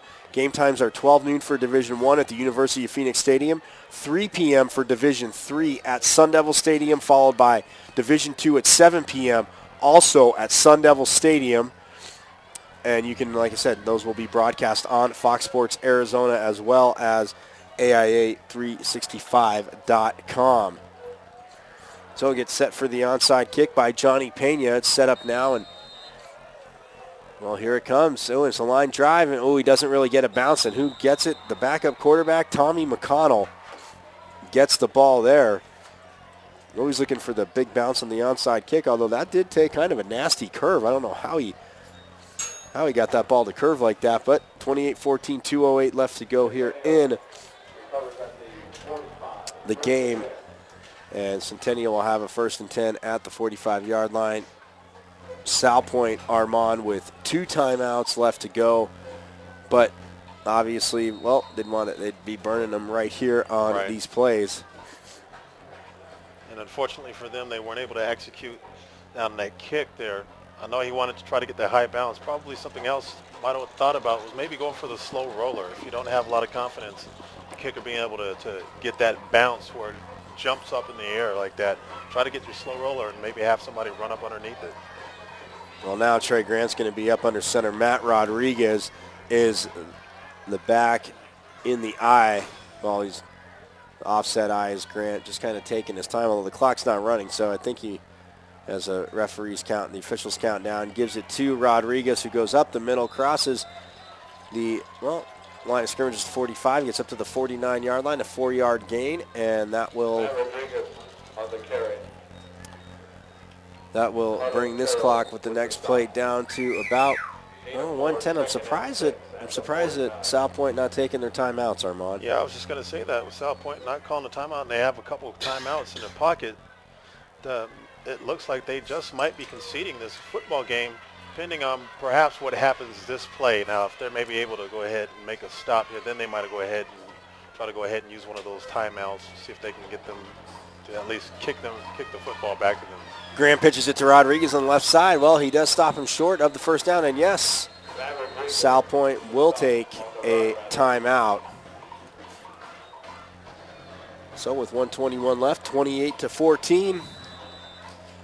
But that's what I like, fighting tooth and nail to the end, an opportunity to coach. I always say, if you have an opportunity to coach, you should take it because, you know what, like you said, some of these get for the seniors, yeah, it's a tough loss for them, but you know what, you're coaching for, when you go into passing leagues in the spring, when you're in the same situation maybe next year before the playoffs start or, a tough game. Obviously, Salpointe, like I said, beat Chaparral in the last play, and that's the one that Coda broke his arm on. Oh, we're getting a final score here. Wow, Ironwood Ridge goes up to Phoenix and beats Marcos Deniza 35-14. Wow. And that is going to be a rematch. And wow, I think Coach Benet Coach Benet has a crystal ball, because if anybody was standing next to us, he just said, yeah, rematch. And he goes, you know what? Centennial made mistakes. He goes, I just think they're the best team athletically in the state. And you could tell in his voice, obviously no fear in taking him on. You could tell the way his team was warming up, the demeanor when we were on the field, you could just feel it, the excitement. They weren't scared of obviously taking on a Centennial team, but he said, the athleticism is one thing, and they played good all night, but he just said they need to play the perfect game and play great. And obviously with the penalties, giving up one or two big plays, they weren't able to do it. But Ironwood Ridge with the upset. Those Grant now up under center I formation as Dedrick Young in the backfield as pretty much 3/4 of the defensive line just encroachment, Armand, so that'll give Centennial a first down and will now definitely end this game. But, wow, Ironwood Ridge, a team that was going into last week at number 1, had beat Marcos, had beat Centennial, have to travel up to Campo Verde to play Marcos tonight.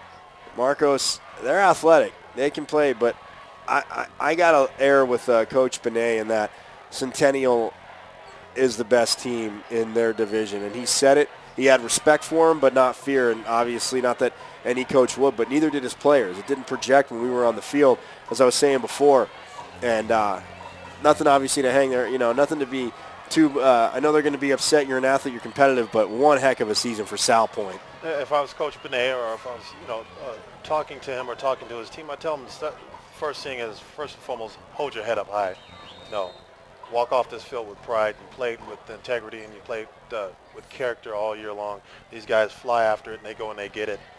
They fell short tonight, but you know what? This team, certainly this program is certainly on its way up. It's moving in the right direction. Well, Grant now in victory formation as up 20 yards off the ball, just in case there's a fumble, is Dedrick Young. But Grant will take the snap, and wow, for the playoffs, I think Armand were the first 2 games that Grant's taken every snap of the game at quarterback, and they don't have to run any more plays as, if nothing else, obviously, like the Centennial coaches said, that, they like the hostile environment, but you got to know they come out of here. Coach Taylor said he thought he saw a lot of them on film, maybe obviously, like we said, minus the speed, but at the same time, I mean, you have to take your hats off to this Centennial team because they lose to Ironwood Ridge. The last week of the season, they fall to number 4. But now they take out the number 1 seed in Salpointe, and the Iron Ridge is tough. We know that, but this Centennial team is going to be hard pressed to beat. Yeah, and this is probably maybe the most competitive 4 seed probably in high school football here in the state, and AIA football here in the AIA division of football, because they very easily probably could be a 2 or a 1 seed. But they certainly demonstrated that tonight, their effort and their execution. And, you know, kudos to Coach Richard Taylor. He's been there and done that. We've mentioned that several times throughout the night, and it certainly showed and paid off tonight. So they will move on, and they will play Ironwood Ridge in the rematch. Yeah, absolutely, a rematch. So we have a number 4 seed taking on a, number 3 seed. So the top 4 make it to the semis. I got the seedings right, but now Centennial and Ironwood Ridge.